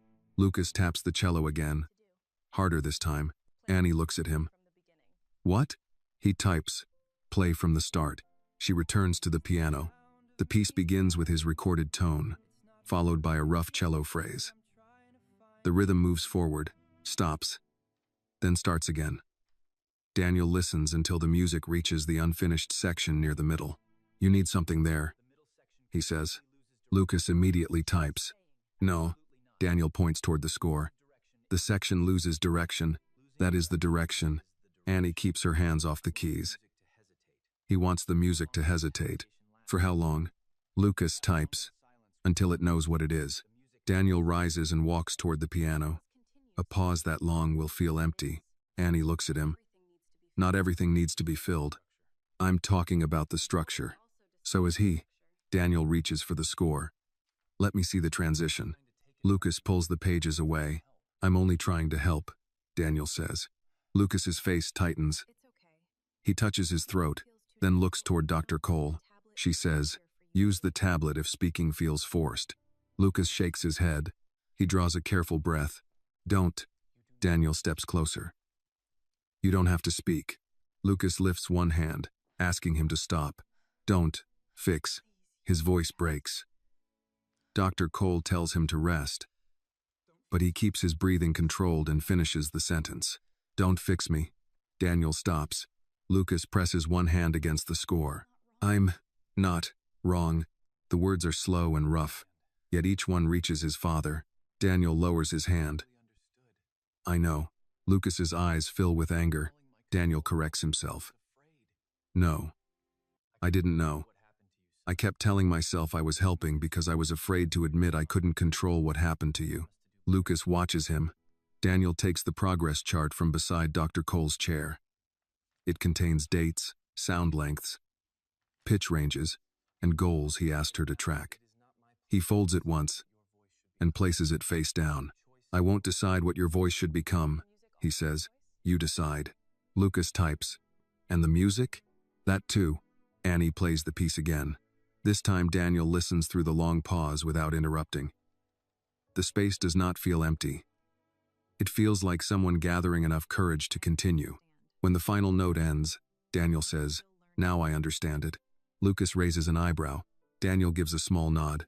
"I'm learning." From the kitchen, Eleanor calls that lunch is ready. Denise has made grilled cheese sandwiches and tomato soup. Lucas closes the cello case, and Annie gathers the score. Before they leave, Daniel's phone displays a news alert. A photograph of Annie fills the screen beneath a headline questioning whether the mysterious ANN is an imposter. Annie reads it over his shoulder. Below the headline is the address of her family's apartment building. The address remains on Daniel's phone for less than 10 minutes before the article is updated, but the damage is already done. Denise calls a neighbor, who tells her that 2 reporters and a freelance photographer are standing across from the apartment building. Someone has taped a note to the front entrance asking whether ANN lives there. Annie takes out her keys. "I'm going home." Daniel blocks the doorway with his body but keeps several feet between them. "Not while reporters are outside. My mother's medication is there. I'll have someone bring it." "No. I'm not sending your staff through our apartment." Denise touches Annie's arm. "Pastor Brooks can get it. The church has a spare key." Annie looks at her mother. "You shouldn't have to hide because of me." "We aren't hiding," Denise says. "We're choosing where to stand." Daniel contacts security and asks them to monitor the apartment from a public street without approaching the building. He offers the Nash family rooms at a hotel, but Denise refuses. Our church has a guest apartment above the fellowship hall, she says. It isn't fancy, but people know us there. Daniel starts to object, then remembers what Lucas told him less than an hour earlier. Don't fix me. He nods. Tell me what support you want. Transportation for my dialysis appointment, Denise says. Nothing with tinted windows. I don't want people thinking I've been taken somewhere. I'll arrange a regular car. And no security inside the church. Outside only. Annie notices how hard he is working not to make another decision for them. It does not erase her fear, but it keeps her from leaving in anger. By late afternoon, members of Pastor Brooks's congregation have formed an informal schedule. A retired bus driver takes Denise to the clinic. 2 women from the choir bring groceries. An older man who once worked courthouse security stands near the church entrance and politely directs reporters back to the sidewalk. Daniel sees people with limited money provide something his wealth has not managed to create, a place where Annie is known before she becomes a headline. His phone rings as the Nash family prepares to leave. Harold Bennett does not bother with a greeting. The board is meeting again tonight. I won't be there. You need to be. Kessler has contacted 3 investors and 2 hospital partners. Our federal review team is asking whether company funds are being used in a private legal dispute. They are not. Then issue a statement. I already refused. Harold lowers his voice. Daniel, this is no longer only about your family. We employ 11,000 people. Protecting them is not cowardice. Daniel looks toward Annie. She cannot hear Harold, but she recognizes the argument from Daniel's face. What statement do you want? Daniel asks. That Miss Nash is no longer residing on your property, that Whitmore Biotech has no position on the authorship dispute, and that any contact between her and Lucas is private and temporary. The first 2 points are technically true. The third turns Annie into a risk Daniel is gradually removing. I'll speak to you tomorrow, Daniel says. There may not be a tomorrow for this decision. Daniel ends the call. Annie waits until Denise and Eleanor have walked ahead. What do they want? To separate the company from the situation. And from me. They're worried about investors. Are you? Yes. The honesty surprises her. Daniel continues. I'm responsible for people whose paychecks depend on that company, and I'm responsible for my family. I know. No, you understand the words.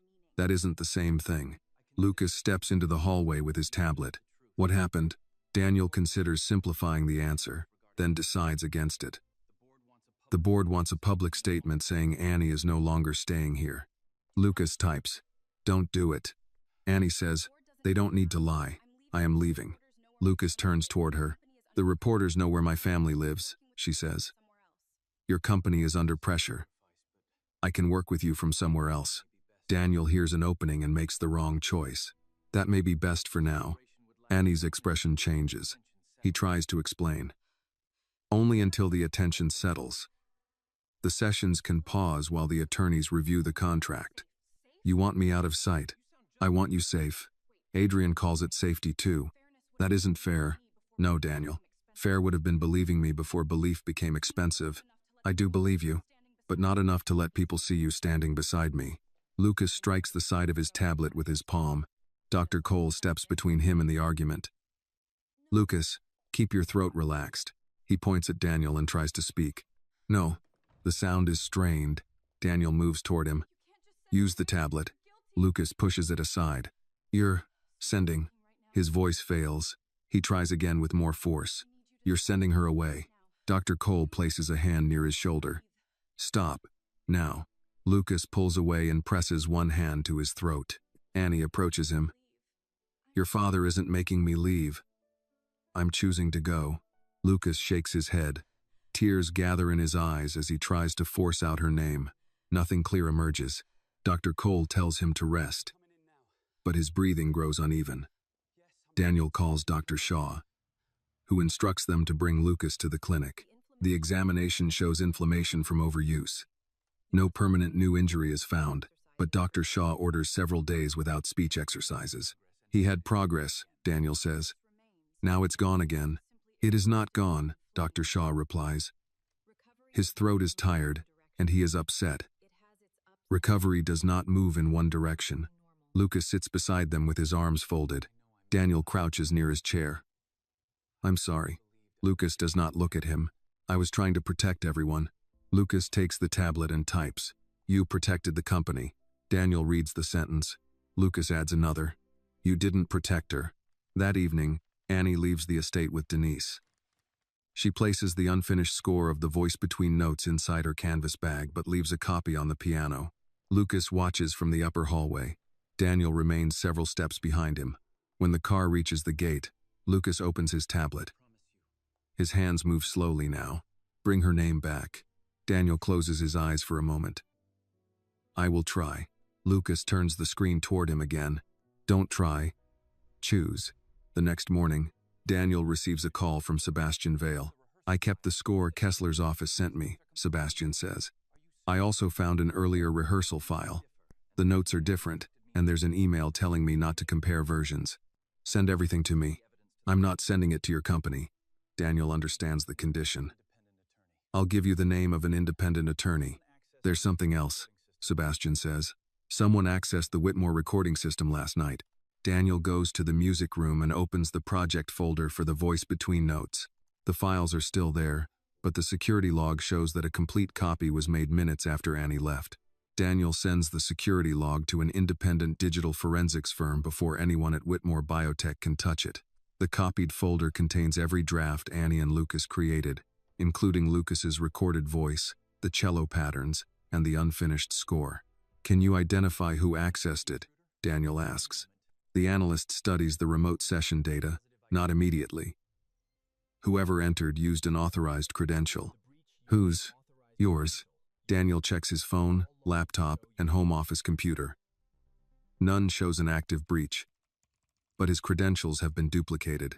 He changes every password and orders the recording system disconnected from the network. Lucas waits beside the piano with Dr. Cole's instruction not to speak. Daniel shows him the security report because hiding it would only repeat the mistake he made with Annie.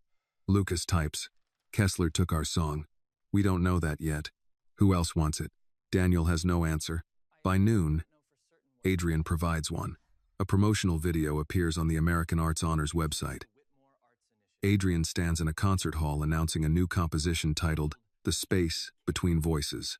The 30-second excerpt begins with Lucas's tapping rhythm, followed by Annie's piano line, and the same pause they had argued to preserve. Adrian calls the piece his response to the courage of those who struggle to be heard. Lucas watches the video once. He closes the laptop and pushes it away. Daniel calls Annie. She answers from the church fellowship hall. What happened? He has the new composition. Annie says nothing for several seconds. I'm sending you the recording, Daniel continues. Don't speak publicly until the attorney reviews it. You're giving me instructions again. You're right. I'm sorry. What do you want me to do? Bring me the files. All of them. Daniel meets her that afternoon in the Nash family's rented apartment.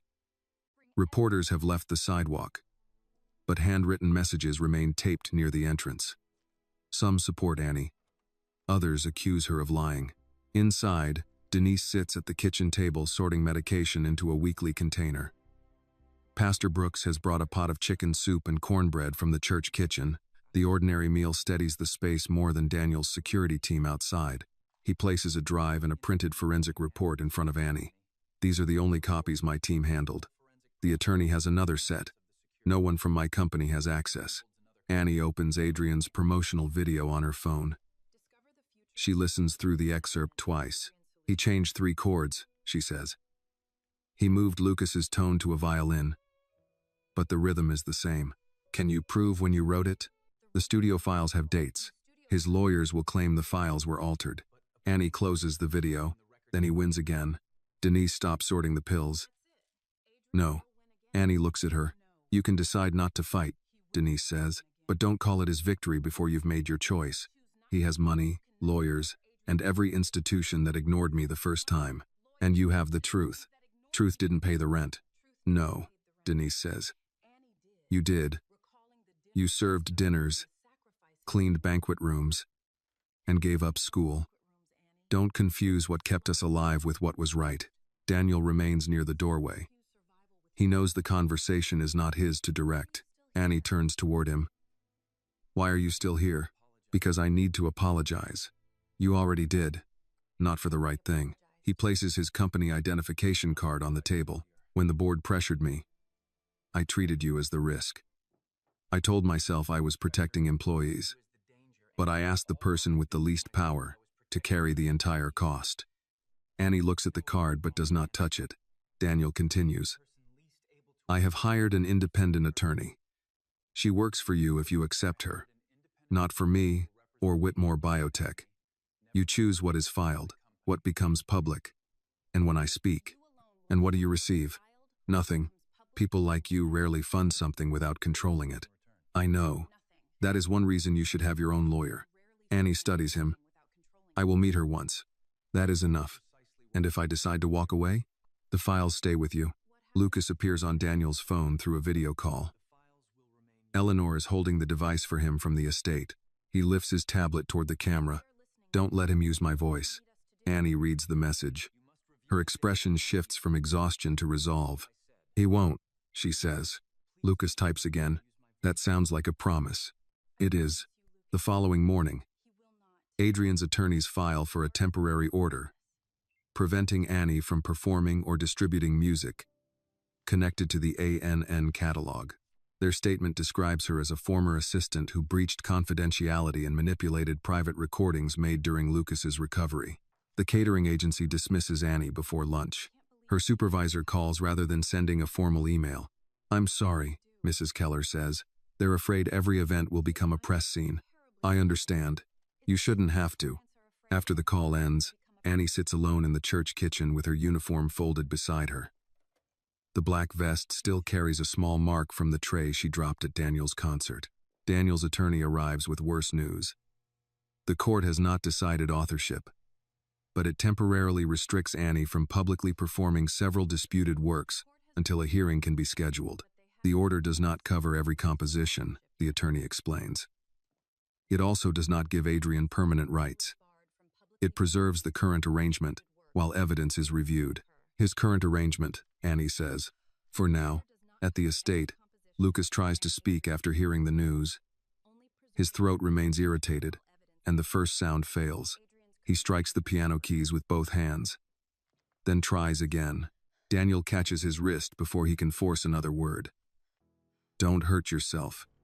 Lucas pulls away and types. You said you would bring her name back. I will. When? I don't know. Lucas's anger fades into something worse. He closes the tablet and walks upstairs with his headphones in one hand. That evening, Dr. Shaw orders several more days of vocal rest. Dr. Cole suspends every sound exercise. Lucas refuses to enter the music room. Annie calls Daniel after speaking with Denise. We're leaving Seattle for a while, she says. My aunt has space in Tacoma. My mother needs distance from the reporters. Does Lucas know? I'll tell him. He'll think you're giving up. I'm trying to keep my family together. Daniel does not argue. Can I bring him to see you before you go? Annie agrees. At the church, Lucas says nothing. He cannot. And for once, no one asks him to try. Annie gives him the handwritten score of The Voice Between Notes. On the last page, she has written, Your voice begins wherever you decide you are still worth hearing. Lucas touches the sentence, then looks at her. Annie holds out her hand. He places her father's tuning fork in it. Keep it, she says. Lucas shakes his head and presses it back into her palm. He wants her to carry the honest note. The next morning, he watches Annie's car leave the church parking lot. When it turns the corner, he puts on his old headphones. One side cuts out. He removes the padding to check the wire and finds a small memory card hidden beneath the black tape. Lucas had placed it there before his surgery and forgotten it. On the card were 2 years of private messages, unfinished recordings, and Annie's own voice saying her full name long before Adrian Kessler claimed he had created A-N-N. Lucas carries the memory card downstairs and places it beside Daniel's laptop. His hands move quickly across the tablet. This was inside my headphones. Daniel examines the tiny card. Do you remember putting it there? Lucas nods, then types. Before the operation, I saved everything in case the account disappeared. Daniel calls the independent attorney and asks her to come to the estate with a digital forensics specialist. He does not insert the card into his own computer. After the earlier breach, no device in the house can be trusted. The specialist arrives within an hour and places the card inside a protected reader. A folder appears on her screen containing hundreds of messages, audio drafts, and file transfer records. The earliest exchange is dated almost 2 years before the charity concert. Lucas had written under the username LakeCello15, "Your ending feels like someone standing outside a door." ANN had replied, "Maybe they're waiting to be invited in." Daniel reads the message and looks at his son. "You never told me about this." Lucas types, "You would have asked who she was." "I would have, and then you would have found her." Daniel cannot deny it. The specialist opens an audio file marked ANN D17, original. Annie's younger voice comes through the speakers. "This is Annie Noel Nash, draft 17, recorded April 14th at 11:42 p.m. She plays the same passage Sebastian performed at the gala, including the pause Adrian later removed. The file date precedes Adrian's copyright registration by 9 months. The attorney asks the specialist to preserve the card, create verified copies, and document every step. "Is this enough?" Daniel asks. "It establishes a strong timeline," she says. "It supports Annie's claim that she created the material before Kessler registered it. We still need outside confirmation that the files were not altered." Lucas points toward another folder. Inside are photographs Annie sent from a small church piano. A handwritten score rests on the music stand. The date on the phone image matches the audio file. The attorney examines the photograph. "Can we identify the location?" Lucas types, "Her church." Daniel calls Pastor Brooks. 20 minutes later, the pastor confirms that the piano, wall paneling, and hymn board are from the fellowship hall. He also remembers Annie recording late at night after choir rehearsals. "I didn't understand what she was making," he says. "I only knew she stayed after everyone left and locked the side door when she finished." The specialist opens a second audio file. Annie plays a melody that later appears in one of Adrian's award-winning compositions. Halfway through, a man speaks near the microphone. "You need a cleaner ending." Annie answers, "It isn't supposed to be clean." Daniel recognizes Adrian's voice. The attorney raises one hand. "We need formal voice verification. No public release until we complete it." Lucas types, "He will say it is fake." "He may," she says. "That is why we build the case before we speak." Another name appears in the file notes. Walter Green, sound engineer. Daniel's attorney searches profession. He agrees to a video call only after the attorney promises not to record him without permission. Walter appears on screen wearing reading glasses and a faded mariner's sweatshirt. He studies the file list for several minutes. "I remember these," he says. "You worked on them?"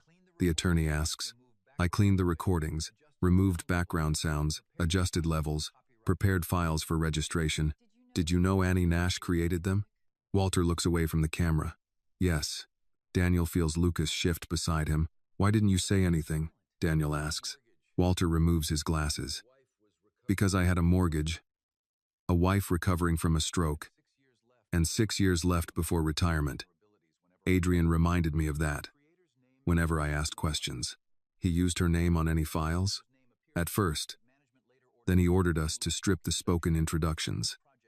After that, every project arrived under code numbers." The attorney asks, "Would you testify?" Walter rubs one hand across his forehead. "I told myself I was protecting my family." "So did I," Daniel says. Walter looks at him. Daniel continues, "That explanation does not become more honorable because powerful men use it." Walter gives a tired nod. "The girl had a family too." He agrees to provide a sworn statement and copies of old work logs he kept after leaving the company. By evening, the attorney has enough evidence to request an urgent review of the temporary court order. She also warns Daniel that the legal process may still move slower than Adrian's scheduled performance. The American Arts Honors will take place in 4 days. Daniel's phone rings before she finishes speaking. Harold Bennett asks him to join a private call with Adrian's attorneys. The settlement offer arrives in writing. Annie will receive $2 million. Denise's treatment will be covered. Lucas may retain limited use of the voice between notes. Daniel will return to active leadership at Whitmore Biotech. In exchange, Annie must remain anonymous, surrender future claims to the ANN catalog, and sign a permanent confidentiality agreement. Daniel reads the document twice. Lucas types, "What will you do?" This is Annie's decision. He sends the offer and all supporting files to her attorney, then calls Annie in Tacoma. She answers after several rings. I've seen it. You do not have to decide tonight. I already decided. Daniel waits. No, Annie says. They will argue that the money protects your family. My family has spent 2 years paying for that protection. Daniel looks at the resignation letter open on his desk. Then I will reject it with you. You could return to your company. Yes. And you're giving that up? I'm giving up the right to use my position as an excuse. He signs the letter electronically and sends it to the board. Harold calls less than a minute later. Daniel declines. Lucas watches him, then types. You chose. Daniel nods. Too late. But yes, the next morning, he drives Lucas to Tacoma. Dr. Shaw has approved travel but not speech. The repaired headphones rest around Lucas's neck. They find Annie in her aunt's small duplex, packing Denise's medication for the return trip to Seattle. When she sees them, she stops. Daniel remains near the entrance. Lucas has something for you. Lucas removes the headphones and hands them to Annie. She puts them on. The recording begins with his tapping rhythm, followed by cello and the unfinished piano passage. At the end, Lucas's voice enters. Weak but deliberate. Don't let him play our song. Annie closes her eyes until the recording ends. When she removes the headphones, Lucas holds up his tablet. We found your name in the music. Daniel places the verified evidence report on the table. Annie reads the first page, then looks at her mother. Denise takes her hand. You don't have to be fearless. Annie turns toward Lucas. Are you going to the awards? He nods. To speak? Lucas types. Only if I choose. A small smile reaches her face. Good answer. She takes her father's tuning fork from her bag and strikes it against the rubber block. Lucas places the bass against his cello and feels the note pass through the wood. Annie listens until the vibration fades. Then we go back to Seattle, she says, and this time he hears the original ending. The Seattle Civic Arts Theater is already surrounded by satellite trucks when Daniel's car reaches the service entrance. Reporters stand behind metal barriers, calling Annie's name as soon as she steps onto the sidewalk. She wears a dark coat over a white shirt and black service vest, the same uniform she wore at the Whitmore concert. Daniel notices. You could change inside. I chose this. You don't owe anyone an explanation. I'm not explaining it. I'm reminding them where they first decided I didn't matter. Denise comes out of the second car in a navy church dress, supported by Pastor Brooks. Behind them, members of the congregation arrive in a rented bus. Most have seats in the upper balcony, paid for through a collection taken after Sunday service. An older woman from the choir hugs Annie. We didn't come all this way to let you walk in alone. A reporter pushes a microphone over the barrier. Annie, are you claiming Adrian Kessler stole every composition credited to ANN? Daniel's security team moves forward, but Annie raises one hand. My attorneys will present the evidence, she says. Tonight I'm here for the music. Are you planning to interrupt the broadcast? No. Will Daniel Whitmore speak for you? Annie looks toward Daniel before answering. Mr. Whitmore can speak about what he witnessed. He cannot speak as me. Daniel gives a small nod. That is correct. Inside the theater, the air carries the smell of old curtains, coffee, and fresh paint. Volunteers guide guests through the lobby while musicians pass through with instrument cases. Portraits of former conductors line the walls. Most are older white men. Lucas walks between Dr. Shaw and Dr. Cole with his repaired headphones around his neck. He has not spoken since the recording he made for Annie. Dr. Shaw approved one short statement if he chooses to make it, but she warned him not to push beyond what his throat can support. Dr. Cole leads him into a dressing room away from the main stage. You have 3 choices, she says. You may use your tablet. You may let the attorney play the recording. Or you may say the sentence we practiced. Lucas types. I know. I'm repeating it because people may pressure you once the cameras start. No one can make me. Daniel stands near the door. She's right to remind you. Lucas turns the tablet toward him. Will you try? Daniel reads the question. No. Lucas waits. Daniel adds, I won't ask you to speak. I won't ask you to remain quiet. Whatever you decide is yours. Dr. Cole studies Daniel, then gives an approving nod.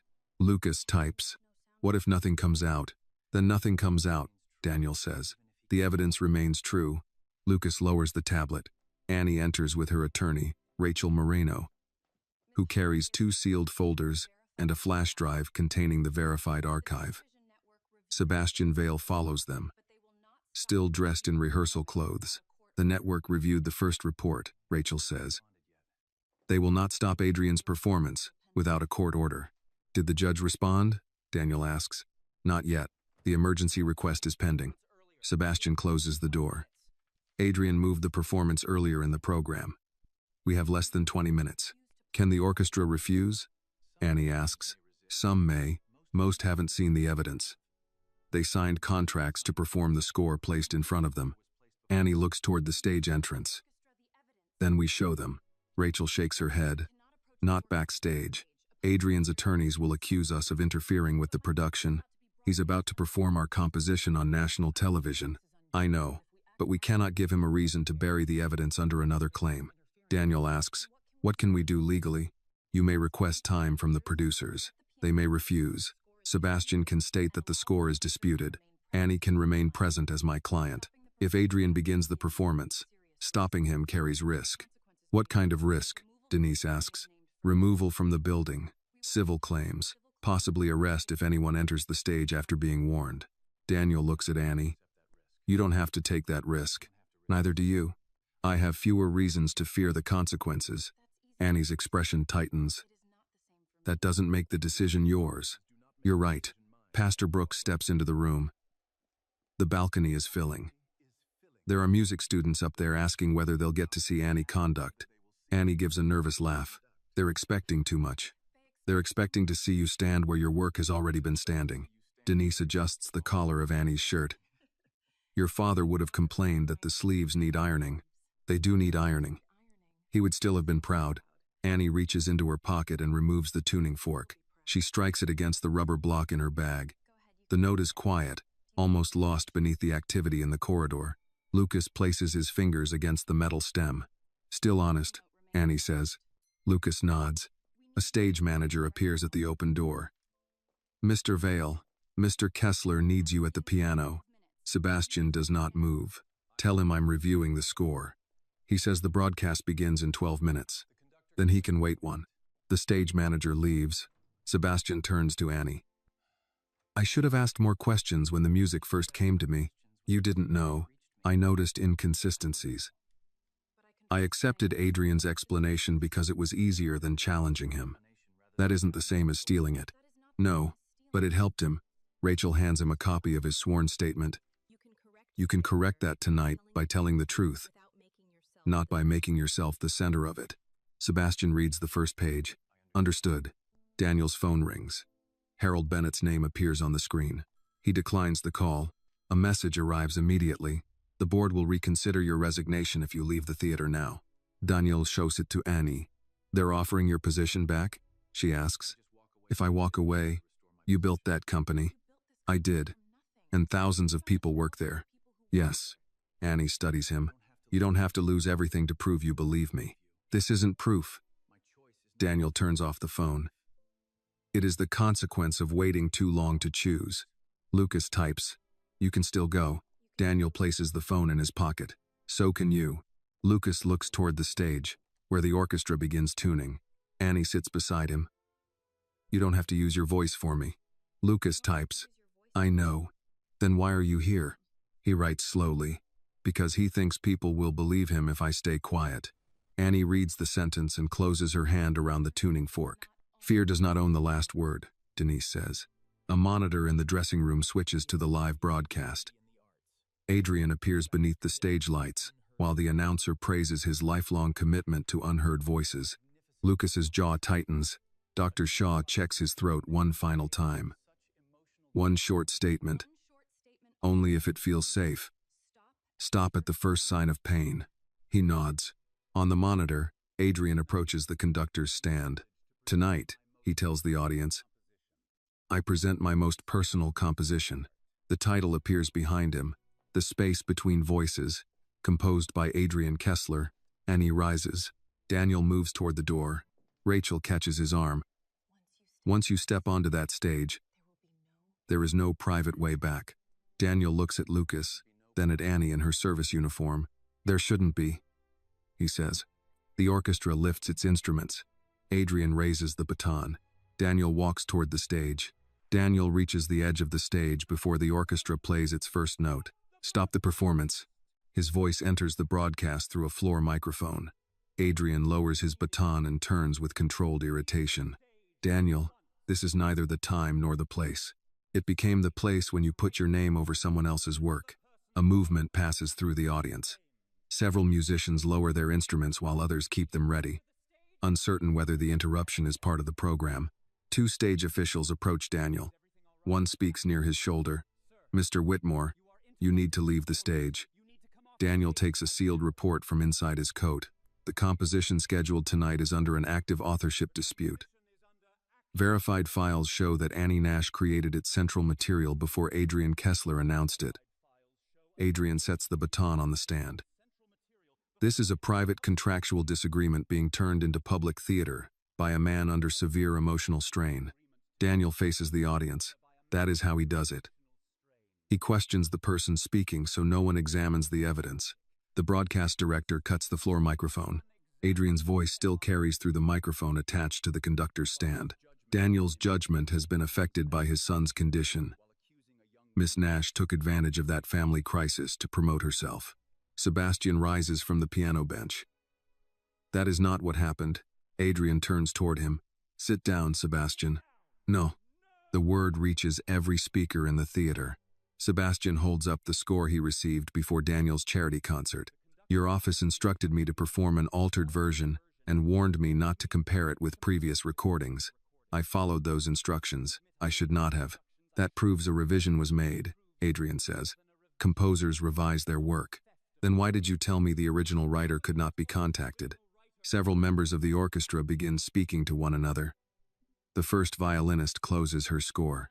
Adrian raises his baton again. We have a broadcast to complete. She does not lift her instrument.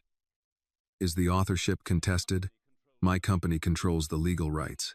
That wasn't my question. Adrian's expression tightens. You are contracted to perform. I am contracted to perform music, not help erase its creator. She places the violin across her lap. A cellist follows, then a horn player. Within seconds, half the orchestra has lowered its instruments. The audience can no longer hear Daniel, but the cameras continue recording him as he places copies of the evidence on the conductor's stand. Rachel Moreno enters from the side with the verified archive and hands one folder to the stage manager. The network has received the same documents, she says. The source files are preserved, and the court has ordered Adrian Kessler's company to retain all related records. Adrian turns toward the stage officials. Remove them. Security personnel move forward, but Sebastian steps away from the piano and stands beside Annie's attorney. Then Lucas appears at the side of the stage. Daniel sees him and immediately moves down the steps. You don't have to do this. Lucas carries his tablet in one hand. Dr. Shaw and Dr. Cole remain close behind him. Adrian notices the cameras turning toward Lucas. This is exactly what I meant. They are using a vulnerable boy to create sympathy. Lucas stops. Daniel places himself between his son and the stage. We can play the recording. You can use the tablet. You can leave now. Lucas looks at him, then types. My choice. Daniel reads it and steps aside. Lucas walks toward the center microphone. Annie comes from behind the curtain, still wearing her white shirt and black service vest. She moves close enough for him to see her but does not tell him what to do. Dr. Cole speaks quietly. Take your time. One phrase, then rest. Lucas grips the microphone stand. He releases a careful breath, but the first attempt produces only air. No one speaks for him. He closes his eyes, resets his breathing, and tries again. Name. The sound is low and uneven. He pauses. Adrian reaches toward the microphone control, but the first violinist rises and blocks his path. Lucas continues. Her name is Annie Nash. The audience responds with a wave of voices, then settles as Lucas raises one hand. A-N-N. He draws another breath. Is Annie. Annie presses her fingers against her lips. Lucas points toward the main screen. Rachel signals to the broadcast technician. The verified archive appears above the stage. A date fills the display, followed by an audio waveform. Annie's younger voice enters the theater. This is Annie Noel Nash. Draft 17. Recorded April 14th at 11:42 p.m. The original passage plays, including the pause Adrian removed. A second screen shows the later registration filed through Kessler Arts Group. Sebastian displays the email instructing him not to compare versions. Walter Green's sworn statement appears next, confirming that Annie's spoken introductions were removed from studio files. Adrian steps toward the conductor's stand. These materials are disputed. Digital records can be manipulated. Rachel answers through the restored floor microphone. The original memory card has been examined by independent specialists. Additional records are being secured under court order. No one is declaring a verdict tonight. We are preventing another public claim from being accepted before the evidence is reviewed. Lucas looks at Adrian. He took. His voice weakens, but he finishes carefully. The music because he thought no one would believe her. Dr. Shaw signals that he has said enough. Daniel reaches him before Lucas has to ask. He takes the microphone away and places a hand near his son's shoulder. You did enough. This time Lucas accepts the words. Two court officers enter with investigators and approach Adrian's legal team. They serve orders preserving company devices, registration records, payment files, and studio archives. Adrian is not handcuffed or publicly declared guilty, but he is informed that any attempt to alter evidence may lead to further action. He looks toward Annie. You think this gives you a career? No, she says. It gives me my name. The first violinist turns toward her. Do you have the original score? Annie looks at Rachel, who nods. She removes the folded pages from her canvas bag. Would you like us to perform it correctly? The violinist asks. Annie looks down at her service uniform, then walks to the conductor's stand without changing a single piece of clothing. She places her father's tuning fork beside the score and strikes it against the rubber block. One clear pitch reaches the musicians. They tune to it. Lucas takes a seat beside the cello section. Daniel remains beyond the stage lights, refusing every signal inviting him forward. Annie raises the baton. The voice between notes begins with Lucas's tapping rhythm, followed by the low cello phrase and the rough vocal tone he once hated hearing. The orchestra does not hide it. The music forms around it until the damaged sound becomes the reason every other note matters. At the long pause, no one rushes toward the ending. Annie lets the uncertainty remain. Then she gives the final cue. The screen behind her changes. Composed by Annie Noel, Nash, and Lucas Whitmore, the last chord ends without the false triumph Adrian added. For a moment, Annie hears only Lucas's steady breathing beside the cellos. Then Denise begins to cry in the balcony, and the theater rises for the name that had finally reached the stage beside the music. 8 months after the performance, the court issues its first major ruling. Several sections of Annie's old contract cannot be enforced because she signed them at 16 without independent legal representation. Financial records show that Adrian's companies redirected royalties, altered registration documents, and removed Annie's name from files she created. The ruling does not repair every loss. It cannot return the years Annie spent serving dinners while other people received applause for her work. It cannot restore the opportunities she was denied or erase the articles that called her unstable before anyone examined the evidence. It does, however, return control of the ANN catalog to her. Adrian loses his positions on 3 national arts boards. Orchestras suspend performances of the disputed compositions while investigators review the remaining records. Other musicians begin filing claims against his company, including 2 former students who had remained silent for years. Walter Green testifies before a federal panel.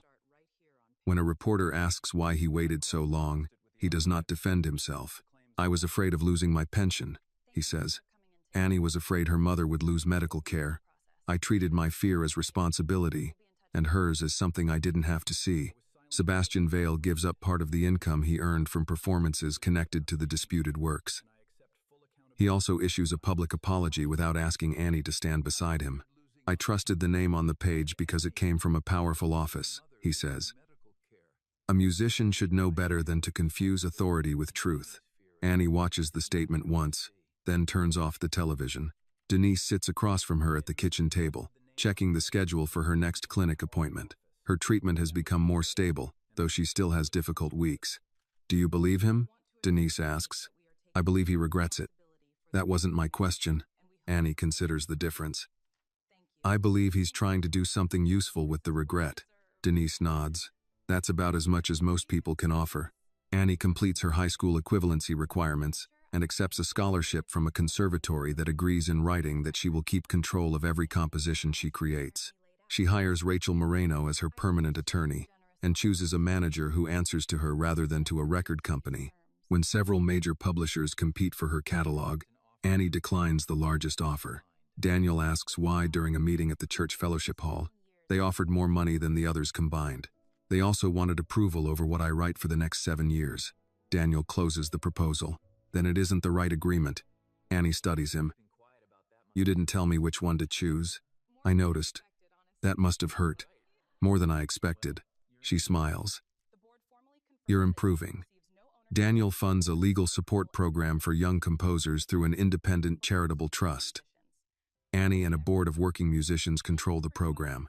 Daniel receives no ownership rights, no approval over artistic decisions, and no seat at the head of the table. At the first public meeting, he sits in the third row. Lucas's recovery continues without a clear finish line. His voice remains quiet and rough. Long conversations tire him, and some mornings he returns to the tablet because speaking requires more strength than he has. He no longer throws the device. Dr. Cole helps him combine speech, writing, music, and controlled breathing. Dr. Shaw continues monitoring the movement of his vocal folds and reminds Daniel that improvement does not guarantee restoration. He may never sound the way he did before, she says. Daniel looks toward Lucas, who is reading the appointment notes on his own screen. I know. Lucas raises an eyebrow. Daniel corrects himself.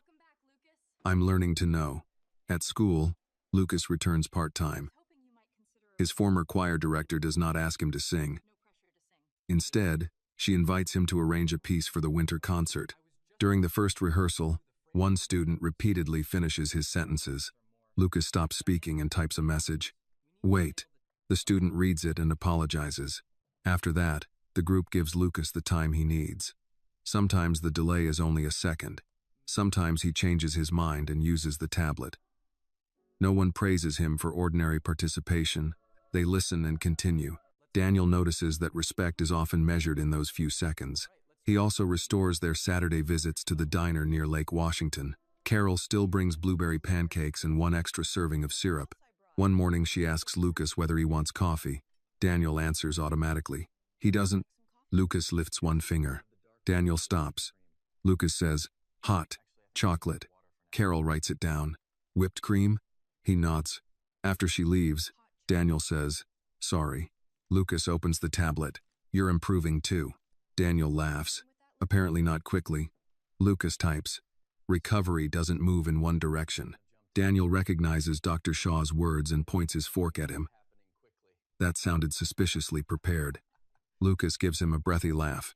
A year after the charity concert, a new music and voice rehabilitation studio opens in Seattle. The building carries no family name. A small plaque near the entrance reads, a voice does not disappear simply because the world cannot hear it. Inside the recording room, Annie sits at the piano while Lucas adjusts his cello. His repaired headphones hang from a hook near the microphone, the old black tape still holding one side together. Daniel watches through the studio glass. His phone rests in his pocket rather than on the console. Annie places a blank score between them. What should we call this one? Lucas leans toward the microphone. The first attempt breaks before the word forms. His jaw tightens, but Annie does not correct him. She plays the rhythm of his breathing and waits. Lucas listens, resets his breath, and tries again. Annie.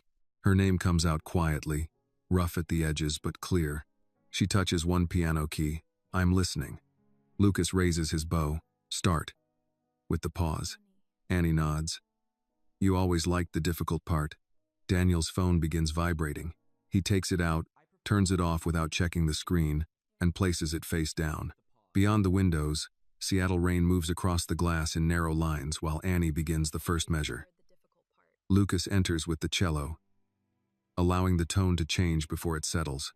No one rushes them toward the ending. The world had called one of them voiceless and the other invisible. But when they finally found each other, silence became the music no one could steal. This story reminds us that a person's voice is more than the sound they make.